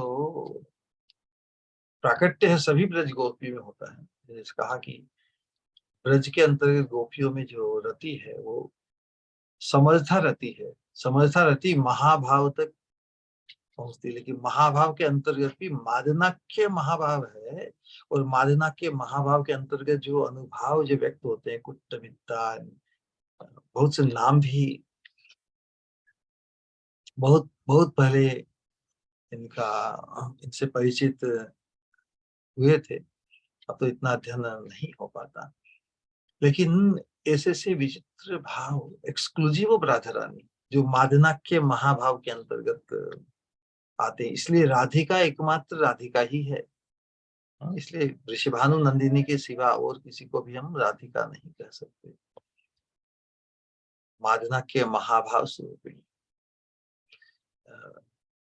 प्रेमेर, प्रेम का जो सार है वो महाभाव है। उस महाभाव की जो मूर्त रूप है, महाभाव का जो सारांश है, वो मादनाक्य महाभाव स्वरूपिणी हमारी स्वामी श्रीमती राधिका रानी। तो इस प्रकार राधा रानी के साथ जो राधा जो कुतूहल कर रही है श्याम सुंदर की ऐसी स्थिति करने में, उनका आनंद वर्धन करने में, तो साधक के आवेश में प्रबुद्धानंद सरस्वती राधा रानी से यही प्रार्थना कर रहे हैं, हे स्वामी ने तुम उस मधुर भाव चेष्टा उस प्रकार की कब देखूंगा जब तुम श्याम सुंदर आलिंगन के लिए अति आतुर है और तुम उन्हें नाना नहीं नहीं कहकर करोगी। ऐसी आपकी वाणी जिसमें आपके हृदय में तो अति उल्लास, मुख पर कपट क्रोध पूर्ण हास्य, इस प्रकार का दर्शन में कब करूं। इस प्रकार का भाव व्यक्त किया है, अति अद्भुत है। लेकिन हमें उस कृपा अधिकार, क्योंकि कोई चीज यदि तिजोरी में ही बंद हो, उसके बारे में कोई जाने ही नहीं, उसकी क्या कीमत। किसी की तिजोरी में लाखों करोड़ों अरबों खरब की संपत्ति पड़ी हो, मान लेते कि तिजोरी में है, तिजोरी खुले ही नहीं, उसमें जो धन है, उससे जो आनंद, उससे जो जो कार्य हो सकता है, धन से तो अनेक प्रयोजन, अनेक कार्य अनेक लोगों के सिद्ध होते हैं, लेकिन उस धन को खोला ही नहीं जाए, तिजोरी में ही बंद हो, उसकी क्या कीमत। वो एक चीज को हम अमूल्य कह सकते हैं, उसका दूसरा अर्थ क्या होता है, प्राइसलेस का दूसरा अर्थ क्या हो सकता है कि कोई वैल्यू नहीं, प्राइस, उसकी कोई प्राइस ही नहीं। तो उसी प्रकार जिस चीज से यदि हमें जिस चीज से कोई परिचिति नहीं हो, भले ही वो अमूल्य हो, लेकिन उसकी कोई वैल्यू भी नहीं। एक साथ देखो पैराडॉक्स है ना, अमूल्य कहने से, प्राइसलेस कहने से एक अर्थ होता है कि उसकी अति कीमत है, और दूसरा मीनिंग होता है उसकी कोई कीमत नहीं। तो इसीलिए उस दृष्टिकोण से इस भाव राज्य में हमें प्रवेश कराने के लिए, उसमें हमारा लोभ जागृत करने के लिए महापुरुषों ने उस प्रेम पिटारी को, प्रेम के भावों को जो खोला है हम सबके लिए, हमें इसके प्रति इतना आकृष्ट हो जाना है, इतना लोभ हमारा उत्पन्न हो जाए कि संसार का कोई लोभ, संसार की किसी भी वस्तु, किसी भी अवस्था आगंतुक है, फिर भी हमारा अभ्यास अनंत जन्मों से इस आगंतुक आकर्षण के केंद्रों में ही बंध रहा है। अब हमें इस दिव्य दिव्य राज्य के विक्रीडितुम, शाश्वत विलास जहां पर है, उस विषय वस्तु में यदि हमारा आकर्षण लोभ उत्पन्न हो जाएगा, फिर हमें संसार का कोई लोभ बाधित या हमें आड़े नहीं आ सकता। कहने के लिए तो कोई अंत नहीं, फिर भी समय की रक्षा करते हुए आज अपनी वाणी को यही विश्राम देते हैं। किसी का कोई प्रश्न या जिज्ञासा इत्यादि हो तो व्यक्त करें। बोलिए हरे कृष्ण कृष्ण कृष्ण हरे हरे, हरे राम राम राम हरे।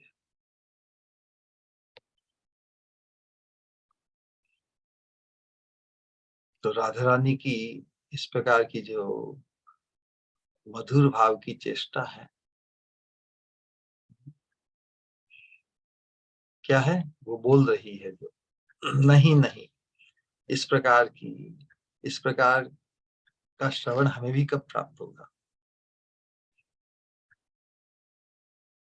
ऐसी स्पृहा हमारे हृदय में भी जागृत हो, कि इस स्पृहा का जागृत होना अर्थात हमारी प्रबल लालसा उस प्रेम राज्य में किसी भी रूप में, मार्जनी होकर या मंजरी होकर, जिस किसी भी रूप में हम उसमें प्रवेश कर जाएं, इसी भाव को व्यक्त किया गया है। हरे कृष्ण। All right. प्रणाम, प्रणाम श्री गुरु, हरे कृष्ण।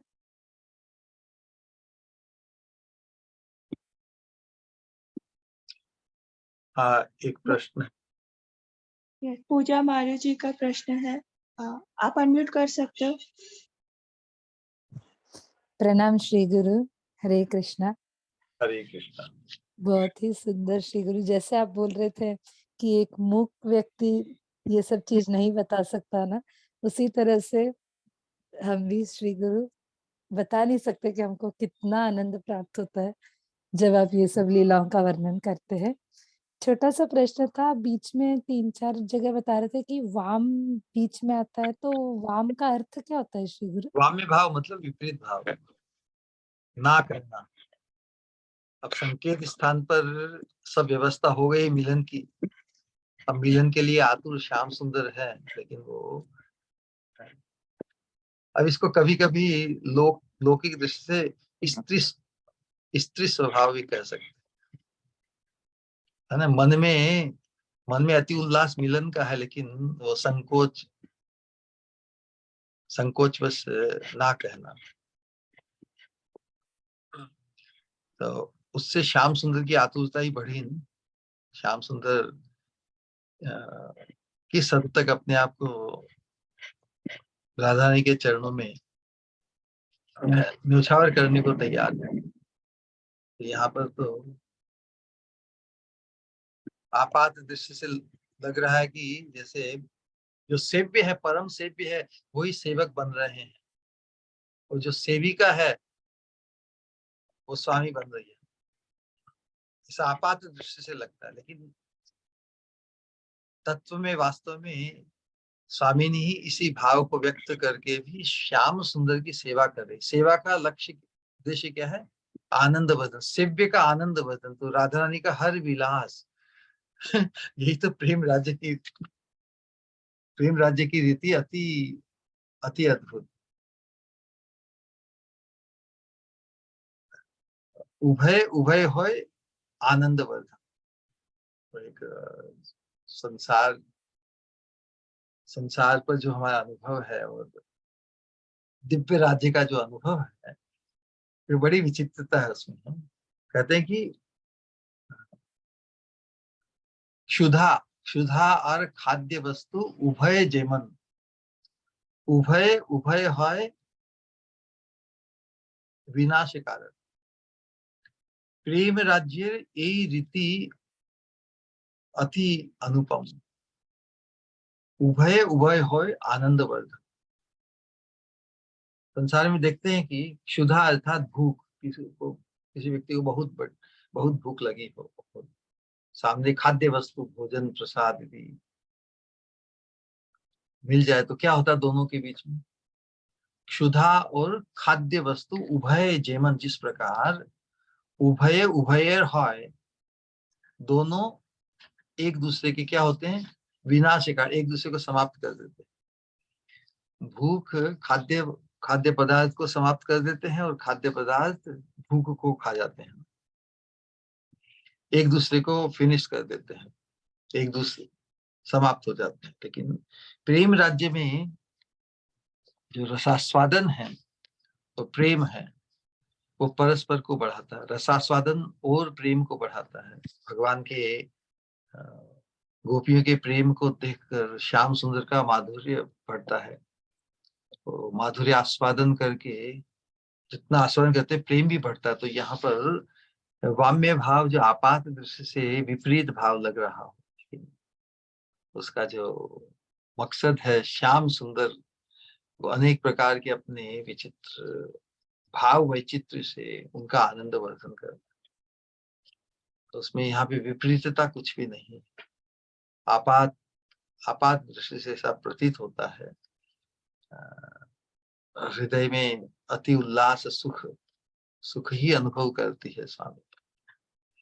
तो जो वाम्य भाव है वह भी उत्कर्ष, वह भी शोभा के रूप में ही प्रकाशित होता है, न कि कुछ नकारात्मक रूप में। राइट।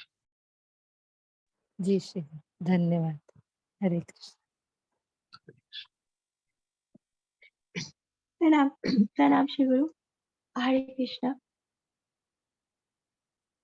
हरे कृष्ण।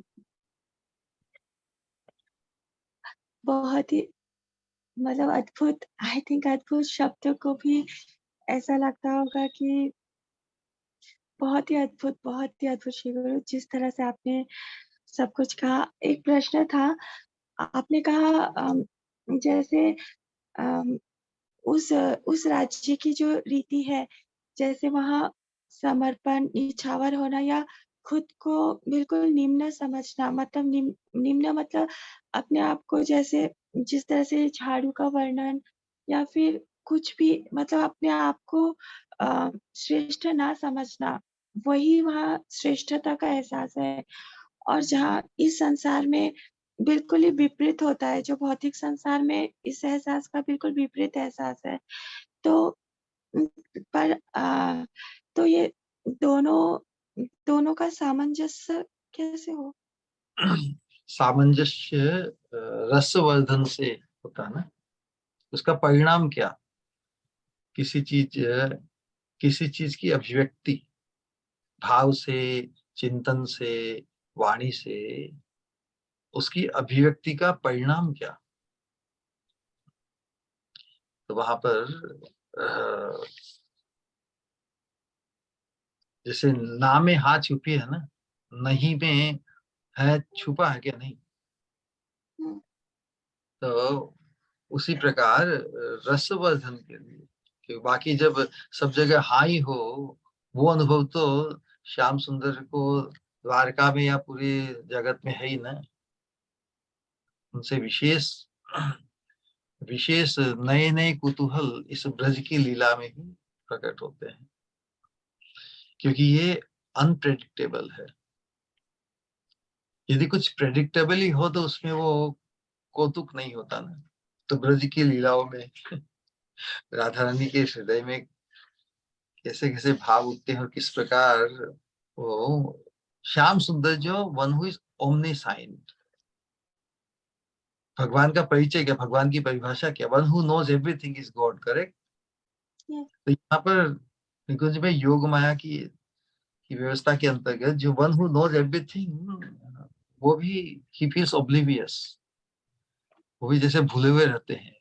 उन्हें भी नई नई अटकलें, नए नए कॉन्टेम्पलेशन, उन्हें भी ढूंढना पड़ता है, भटकना पड़ता है। तो ये यही तो अद्भुत उसकी अद्भुतता है। वहां पे जो परम पुरुष है वो बिल्कुल किंकर बनने को तैयार है। अब थोड़ा संकोच तो होगा ना, कोई राजा हो और परम प्रतिष्ठित व्यक्ति हो, उसे संकोच तो होगा ना, लोग क्या जानेंगे। लेकिन अपने अंतरंग उल्लास में, विलास में, जैसे कहावत कही जाती है कि जैसे राजा है अपने बेटे का या पोते का घोड़ा बन जाता है। राजा तो सब पर सवार करता है, यही है ना राजा का परिचय। लेकिन वहां पर उनके अंतरंग उल्लास और अंतरंग, इसलिए जो ब्रज की लीलाएं हैं वो भगवान की अंतरंग लीलाएं। वहां पर वहां पर ऐश्वर्य भाव का कोई दूर दूर तक कोई स्पर्श भी नहीं। इसलिए कहते हैं कि माधुर्य भगवत्ता सार, भगवत्ता अर्थात ऐश्वर्य। इसी से लोग जी संसार परिचय वेद शास्त्रों में भगवान की जो भगवत्ता है वो ऐश्वर्य के माध्यम से ही प्रकाशित की है। त्रय्याचोपनिषद भिश्च सांख्य योगश्च सात्वत ही उपगीय मान महात्म्यम हरिम सा मन्यतात्मजा। ये जो सूत्र है श्रीमद् भागवतम के 10वें स्कंद के 8वें अध्याय के टुवर्ड्स एंड है शायद, जहां पर इस मिट्टी भक्षण की ना भगवान ने, उस लीला के अंतर्गत जो माता यशोदा उन्हें डांट रही है, किन्हें डांट रही है? त्रय्याचोपनिषद भिश्च, त्रय्या उपनिषद, वेद, वेदांत, योग शास्त्र, तंत्र, बड़े बड़े महत्व। त्रय्याचोपनिषद भिश्च सांख्य योगैश्च सात्वत ही, सात्वत तंत्र, वैष्णव तंत्र, उपगीय मान महात्म्य। ये उप उप प्रत्यय लगा है ना, मतलब उसका अंत नहीं पा पाए। उपगीय मान महात्मा, उनकी अनंत महिमा, उनकी अनंत ऐश्वर्य महिमा का गान करते करते नहीं अघाते, नहीं पूर्ण कर पाते। उन अनंत महिमा मंडित भगवान परम पुरुष को माता यशोदा तो अपने पेट का जाया ही मानती है। तो जहां जहां भी ऐश्वर्य का प्रकाश और ऐश्वर्य का प्रकाश हमें इस मधुर रस में प्रवेश करने में बाधा उत्पन्न करे, तब हमें माता यशोदा का जो भाव है उसका स्मरण करना चाहिए। तो फिर निकुंज वन में जो प्रिया प्रीतम की जो विलास है उसकी तो बात ही क्या कहनी। तो यहाँ पे श्याम सुंदर भी राधा रानी के प्रति इस प्रकार क्या कर रहे हैं, शब्द नहीं आ रहा है, जिस प्रकार वशीभूत है और जिस प्रकार उनको प्रसन्न करने के लिए आतुर है। तो ये भी श्याम सुंदर का सुख का विलास है। किसी को प्रसन्न करने को, किसी को अनुकूल करने के लिए कितनी आतुरता श्याम सुंदर व्यक्त कर रहे हैं, तो इसमें उनका आनंद वर्धन ही है। तो श्याम सुंदर के उस प्रकार से आनंद वर्धन करने के लिए ही राधा रानी की हर चितवन, हर भंगिमा, हर भाव की अभिव्यक्ति, वाम्य भाव, तो श्याम सुंदर को नए नए कुतूहलों द्वारा, श्याम सुंदर को भी, क्योंकि परम समर्थ है ना, तो परम समर्थ जो व्यक्ति हो उसको भी थोड़ा कुछ, उसको भी पापड़ बेलने पड़े, उनको भी हर कोई चीज इजी नहीं मिले। तो जो सर्व समर्थ व्यक्ति होता है ना, व्हेन ही फील्स चैलेंज्ड कि बाप रे मुझे भी इतना प्रयास करना पड़ेगा, तो उन्हें ऐसा लगता है कि हाँ चलो मेरी सर्व समर्थता भी इसमें उपयोग में आ रही है। आप विचार कीजिए, कोई कोई व्यक्ति बहुत पहलवान और बहुत शक्तिशाली हो, जैसे सेना में बहुत सिपाही हो जाए ना, अब उनको पूरी ट्रेनिंग दी जाती है उसको युद्ध करने के लिए, पैशन, तो उनको कभी कभी वो मोक फाइट्स, मोक युद्ध कराया जाता, जिससे उनकी वो जो अभ्यास है वो थोड़ा व्यक्त हो सके, लेकिन वो मोक होता है। लेकिन यहाँ पे तो इन रियल नित्य लीला में तो श्याम सुंदर की सर्व समझता है, इट ऑल्सो गेट्स चैलेंज्ड।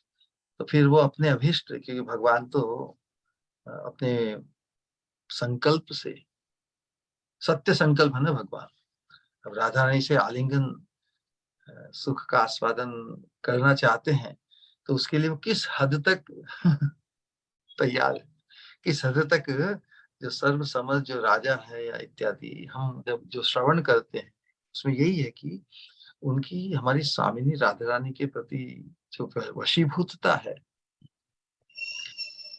वो माधुर्य ही भगवत्ता का सार है। भगवान भगवतपने में रहे नहीं, भगवान भी झुक जाए किसी के सामने, झुक कर भी जो उन्हें आनंद, सभी आनंद आस्वादन करते हैं, वो कितना अद्भुत है। भगवान के जो राजाधिराज हो, उनके तो सब, everything is at his disposal में, सभी कुछ उन्हें प्राप्त है। तो सभी कुछ सहज प्राप्त है तो उसका सुख है, लेकिन जो सर्वसम्मत व्यक्ति के लिए हर वस्तु सहज सुलभ नहीं है, उसके लिए उन्हें प्रयत्न करना पड़ता है। तो जो उदाहरण दिया कि पहलवानों को यदि मोक फाइट करने में भी आनंद आता है ना, वो नहीं तो वो निष्क्रिय हो जाएंगे। सिपाही लोगों को यदि बार बार थोड़ी मस्ती करने के लिए या फाइट करने के लिए, दुश्मनों पर कुछ वार करने के लिए, इसलिए जो सीमा रेखा होती है ना, उस पर कुछ छुटपुट होती रहती है, जिससे उनका उनका मनोरंजन, उनका जो अभ्यास होता रहे, ऐसा समझना चाहिए ना। बड़ी फाइट्स में फिर इन्वॉल्व होते हैं वो, क्या बोलते हैं, गवर्नमेंट इत्यादि, लेकिन छुटपुट जो होती रहती है वो इसीलिए कि उनका अभ्यास बना है। तो उसी प्रकार श्याम सुंदर जो सर्व समर्थ है, उनको भी ही ऑल्सो गेट्स चैलेंज्ड, उनको भी चैलेंज होने में बड़ा सुख मिलता है। तो उस दृष्टिकोण से हम ये कुछ उदाहरण से समझ सकते हैं कि जो शास्त्रों में कहा कि माधुर्य भगवत्ता सार, न कि ऐश्वर्य भगवत्ता सार। वहां पर जो ऐश्वर्य है वो भी जैसे झुक जाता है, फिर भी दब जाता है उस माधुर्य, मधुर रस की मात्रा। ठीक है। बिल्कुल, बहुत ही अद्भुत। धन्यवाद श्री गुरु। किसी का और कोई सवाल है या कुछ कहना चाहते हैं तो प्लीज।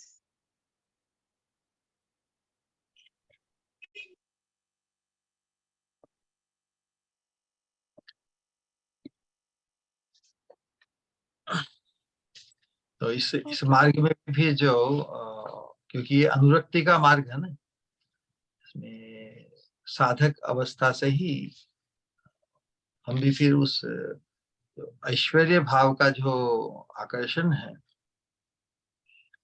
उसमें क्या हमेशा कुछ न कुछ दूरी बनी रहती है।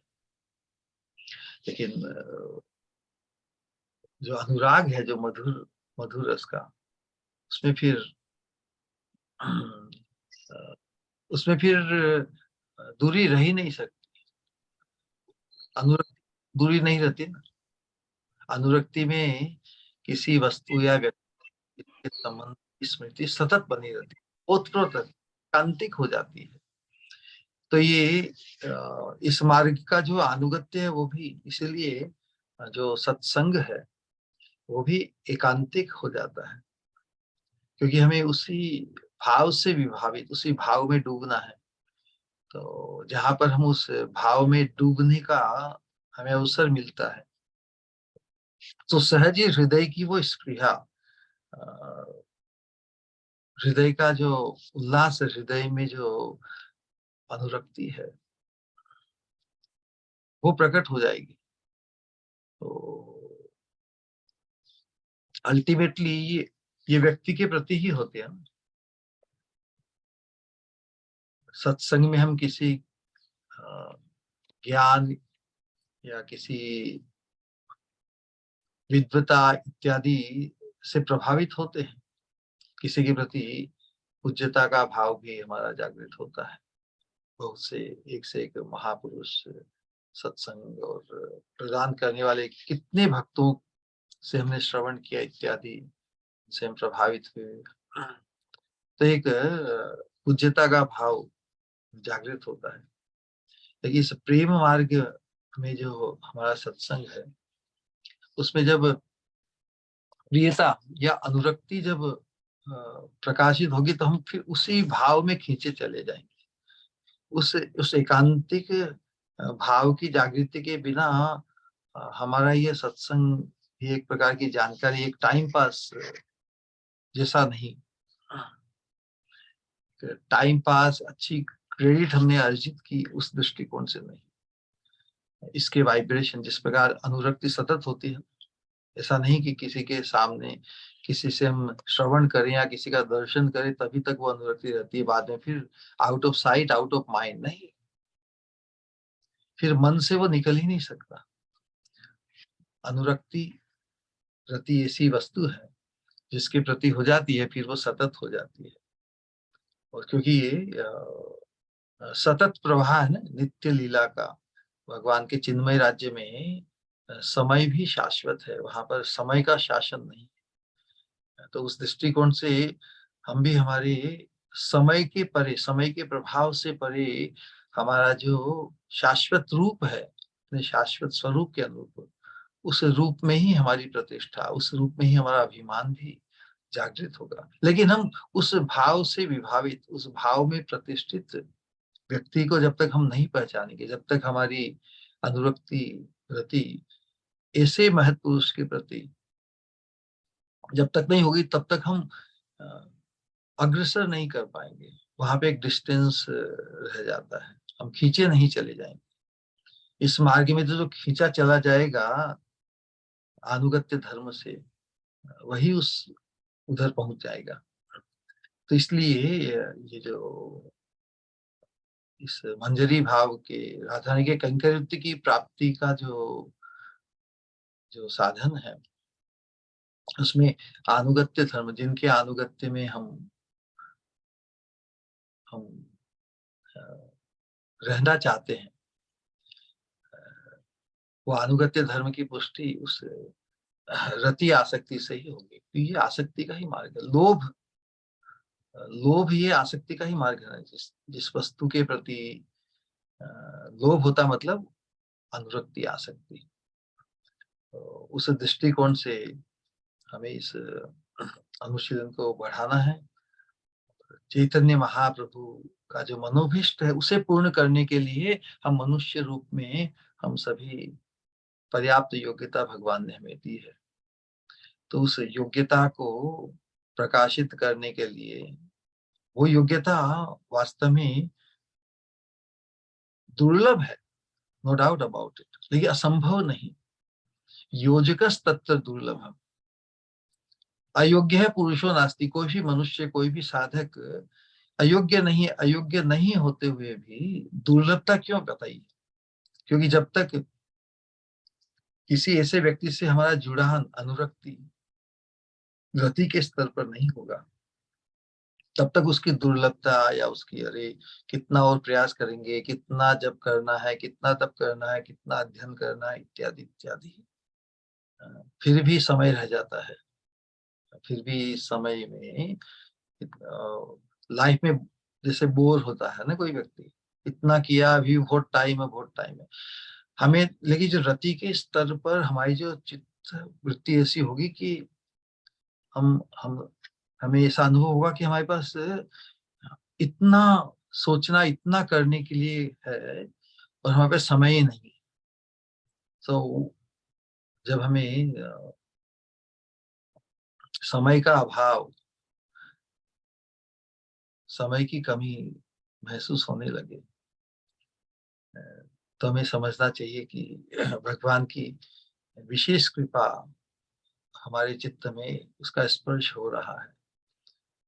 फिर वो रति ही अनुरक्ति में परिणित होकर हमें फिर उसी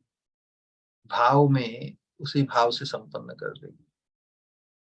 तो ये भाव राज्य में प्रवेश करने की यही पद्धति, यही प्रणाली है। लेकिन इसमें हमें उस दैन्य की रक्षा करनी है। जो इस अति सौभाग्य से संपन्न है, वैसा सौभाग्य मुझे प्राप्त हो, ये तो उनके साथ बराबरी करनी है ना। यहाँ पर जो जो मेन सूत्र इस ग्रंथ का है कि मैं तो उनके उनके प्रांगण की बुहारी बन जाऊं। बुहारी बनकर भी उनका संग मिल जाएगा ना, वो हमें हाथ में पकड़ के फिर जैसे भी मुझे नियोजित करे, वैसा अद्भुत भाव वास्तव में महापुरुष, चैतन्य महाप्रभु की कृपा को प्राप्त हुए हैं। इन महापुरुषों के द्वारा ही व्यक्त हुए।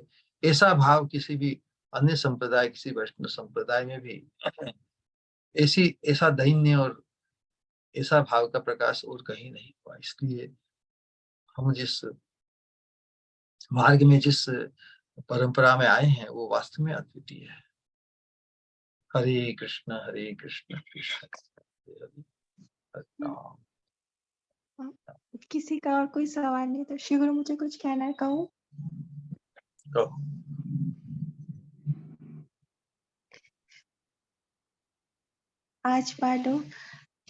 आज मानो छाई थी बरखा बाहर, जो हुई आज पहली रिमझिम बारिश।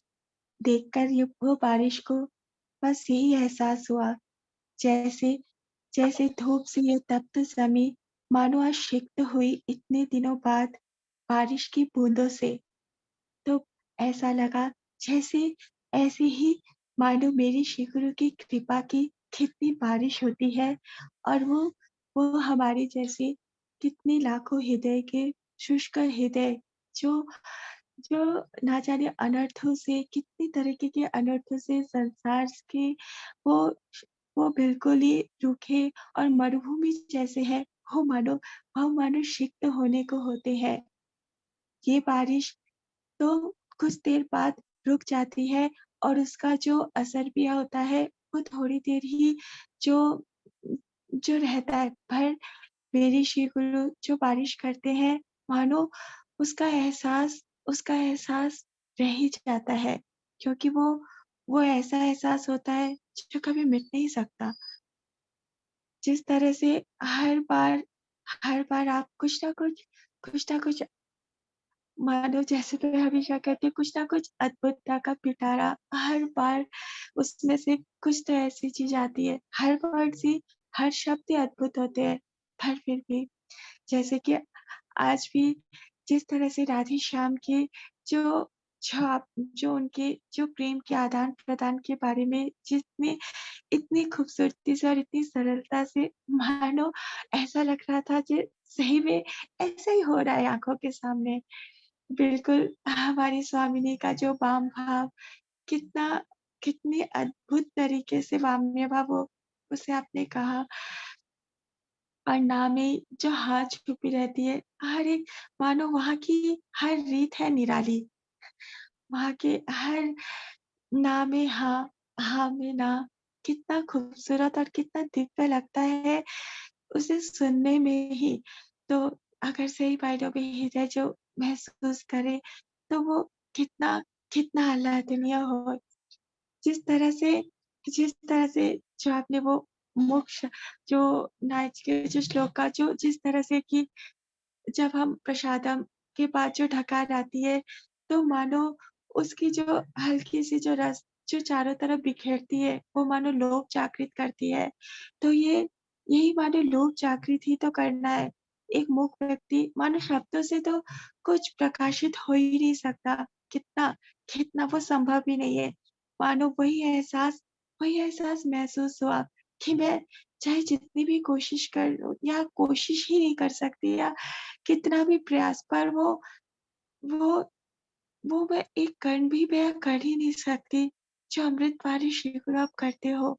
पर जिस तरह से एक मूक व्यक्ति जो उसे अनुभव होता है, वो मानो कहने के लिए वो मानो कहने के लिए तड़पता है कि वो कैसे समझाए, क्योंकि वो कह नहीं सकता। तो अपने हाव-भाव से, अपने एहसासों से वो समझाने की कोशिश करता है कि वो क्या अनुभव करता है। तो मानो वही दशा महसूस करती हूँ कि कैसे कैसे ये समझाऊँ, किन शब्दों का मैं चयन करूँ और कैसे ये कहूँ कि मैं क्या महसूस करती हूँ, कि क्या एहसास आप बिखेरते हो। पर पर जैसे मूक व्यक्ति वो उसकी सारी कोशिश अधूरी रह जाती है, वैसे ही मेरी भी हर कोशिश हमेशा अधूरी ही रह जाती है और वो अधूरी रहने वाली है, क्योंकि ये तो संभव ही नहीं ना कि जो एहसास आप बिखेरते हो उसे उसे व्यक्त करना, पर फिर भी ये कोशिश करना हर बार भाता है, क्योंकि ये कोशिश नहीं करे बिना रह नहीं सकती। जिस तरह से जिस तरह से कितना आप हमें एक ऐसे दिव्य जगत से परिचय करवाते हो, जहाँ हर बात कितनी दिव्य होती है। ज जो जिसका एहसास देने आप खुद आए हो श्री गुरु, क्योंकि इस संसार में तो हर एक बात, हर चीज़ जजमेंटल होती है। हर वक़्त, हर पल आपको मानो एक कठघरे में खड़ा किया जाता है, जहाँ आपको जज किया जाता है। पर वहाँ पर श्री गुरु गौरांग के चरणों में तो हर एहसास को, हर भाव को बस वो भाव होना चाहिए हृदय को, उसे ग्रहण किया जाता है। सही में दोनों दोनों जगत की रीत है बिल्कुल अलग, बिल्कुल अलग। एक है उत्तर तो दूजा है दक्षिण और आप हमें उस दिव्य जगत के एहसासों को हमारे हृदय में महसूस कराने की कोशिश करते हैं। तो क्या कहूँ श्री गुरु, ये तो दुर्लभ से दुर्लभ है। जैसे आपने कहा प्राइसलेस, एक चीज़ जो जिसकी कोई वैल्यू नहीं होती और एक प्राइसलेस जिसकी वैल्यू हम कभी कर नहीं सकते। तो जिसकी हम कभी वैल्यू कर नहीं सकते, जो प्राइसलेस से प्राइसलेस है, वो चीज़ आप हमें देते हो। हाँ, महाप्रभु ने ये, जैसे मैं हमेशा कहती हूँ, हर बार कहने का मन करता है कि ये महापदन्य वरदान महाप्रभु बिखेरते आए। वो चाहते थे हर एक को ये मिले, और मानो वही एहसास, क्योंकि महाप्रभु को देखा नहीं, जाना नहीं, पर जान रही हूँ आपके कमल मुख से, महसूस कर रही हूँ आपके द्वारा, मानो वही महापदन्य वरदान आप हमें देने आए हो। हाँ, इन 3 घंटों में या ढाई जितने भी, मानो कुछ कहीं और ही हम पहुँच जाते हैं, और ऐसा लगता है बस ये एहसास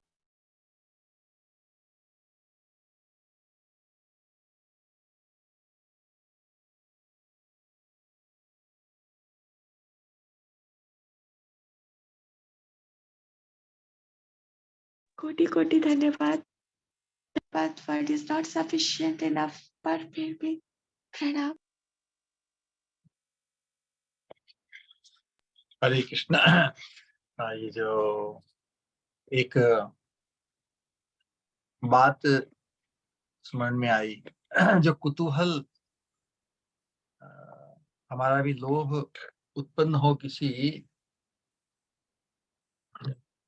किसी वस्तु को जानने के लिए, तो उसके बारे में एक जो एक विनोद पूर्वक एक दृष्टांत है, एक जिससे कहते हैं ना कि अ, वो सुनाते हैं ना जोक। तो करीब 40-45 वर्ष पहले हम तो जब सम्मिलित परिवार में रहते रहते थे, तो हमारे जो बड़े भाई साहब हैं जो आज के बम्बई रहते हैं, उनके मुख से हमने एक ये जोक सुना था। एक आगरा में एक जैसे ये कुतूहल क्या चीज होती है ना, संघ के प्रभाव से वो कुतूहल, वो लोभ कैसे जागृत होता है, इससे जोक, लेकिन इसकी इसका जो प्रासंगिकता है उसको प्रकाशित करते हुए, एक पागल खाना था आगरा में, बड़ा विशाल पागल। तो उसमें जो गार्ड होते हैं वो उनको अलग अलग जो कोठरी में या कमरे में जो पागल भरे रहते हैं उनको सावधान करते रहना होता है। विचित्र प्रकार की जो गतिविधि वो करते हैं ना, उनको सावधान करना पड़ा। उन पे कुछ फर्क तो पड़ता नहीं कि वो है तो पागल। तो बहुत बार क्या ये तो क्या, अब किसी घटना को सुनाने के लिए उसमें बहुत कुछ मिर्च मसाला भर के भी कहा जा सकता है, लेकिन जो मेन चीज है वो यही कि अ, 1 घंटा उसको लगता था गार्ड को पूरा सभी जगह चल के वापस आने में। तो एक पागल क्या वो दीवार पर जाकर अपने कान को रख देता था, और दीवार पर रख के बात कर रहा है, जैसे दीवार में कान, जैसे टेलीफोन पे हम कान रख के बात करते हैं ना, उसी प्रकार वो दीवार पर अपना कान रख के बात करता था। अब गार्ड को मालूम है ये तो पागल है, इसलिए उसको उसको सावधान करके बोले, "हे, चल सीधा सामने नीचे बैठ।" और वापस उधर गया तो बहुत मारूंगा, गार्ड ने उसको धमकी देगी। तो पागल हाँ हाँ करके और सावधान होके बैठता है। 1 घंटे के बाद में फिर वापस वो चक्कर लगा के वापस आता है, और पागल तो अपने उसी अवस्था से वापस दीवार पर जाकर कुछ बात करता है। वापस उसको सावधान करके और ज्यादा डांट कर, इस बार नहीं माना तो मैं बहुत पिटाई करूंगा, और डंडा पटक के जाता है। वापस वो अपनी ड्यूटी पे पूरा 1 चक्र लगाकर वापस आता है। तो फिर भी बहुत गुस्सा होता है और बोलता है, शर्म नहीं आती पागल कहीं के। अब पागल को कोई पागल कहीं का कहे कुछ फर्क पड़ता है क्या? उसे सावधान करके वापस व्यवस्थित बिठाकर वापस जाता कि इस बार मैं बहुत पिटाई करूंगा। वापस 1 चक्कर लगा के 1 घंटे के बाद में आता है, और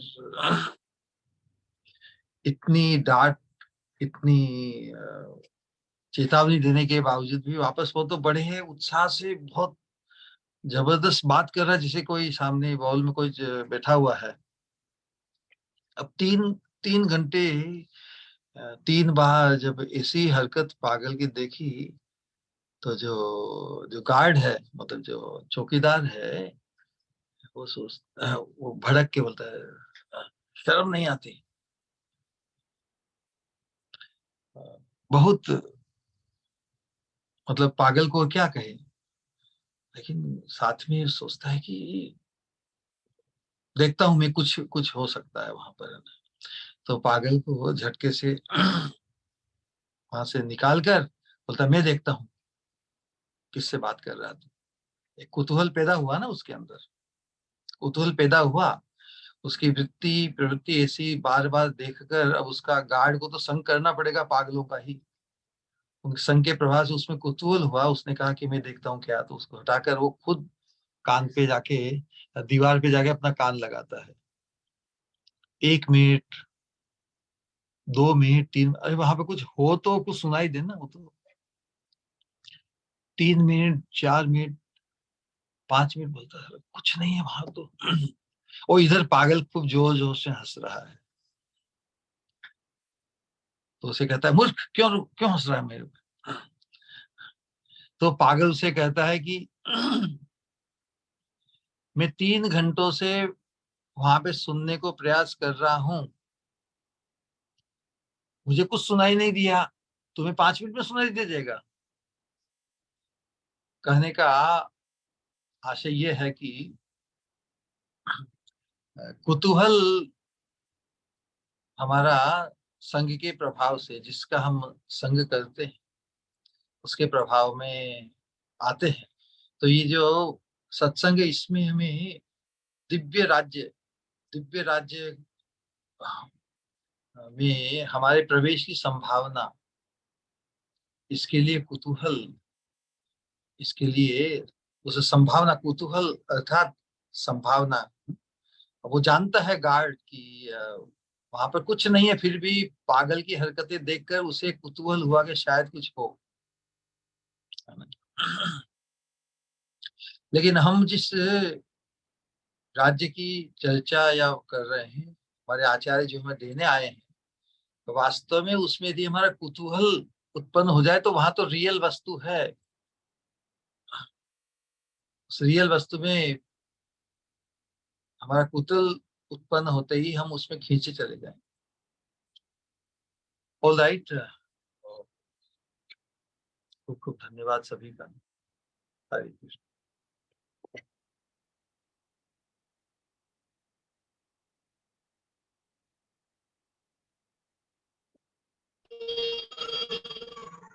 ठीक है, हम सब 3 बार हरे कृष्णा महामंत्र का उच्चारण करेंगे हमारे श्री गुरु के सम्मान में। हरे कृष्णा हरे कृष्णा कृष्णा कृष्णा हरे हरे हरे राम राम राम हरे हरे कृष्णा कृष्णा कृष्णा हरे राम राम हरे हरे कृष्णा कृष्णा कृष्णा हरे हरे हरे राम राम राम हरे हरे राम राम हरे हरे। कैसे कहेंगे परम पूज्य भक्ति स्वरूप गोपी महाराज की जय।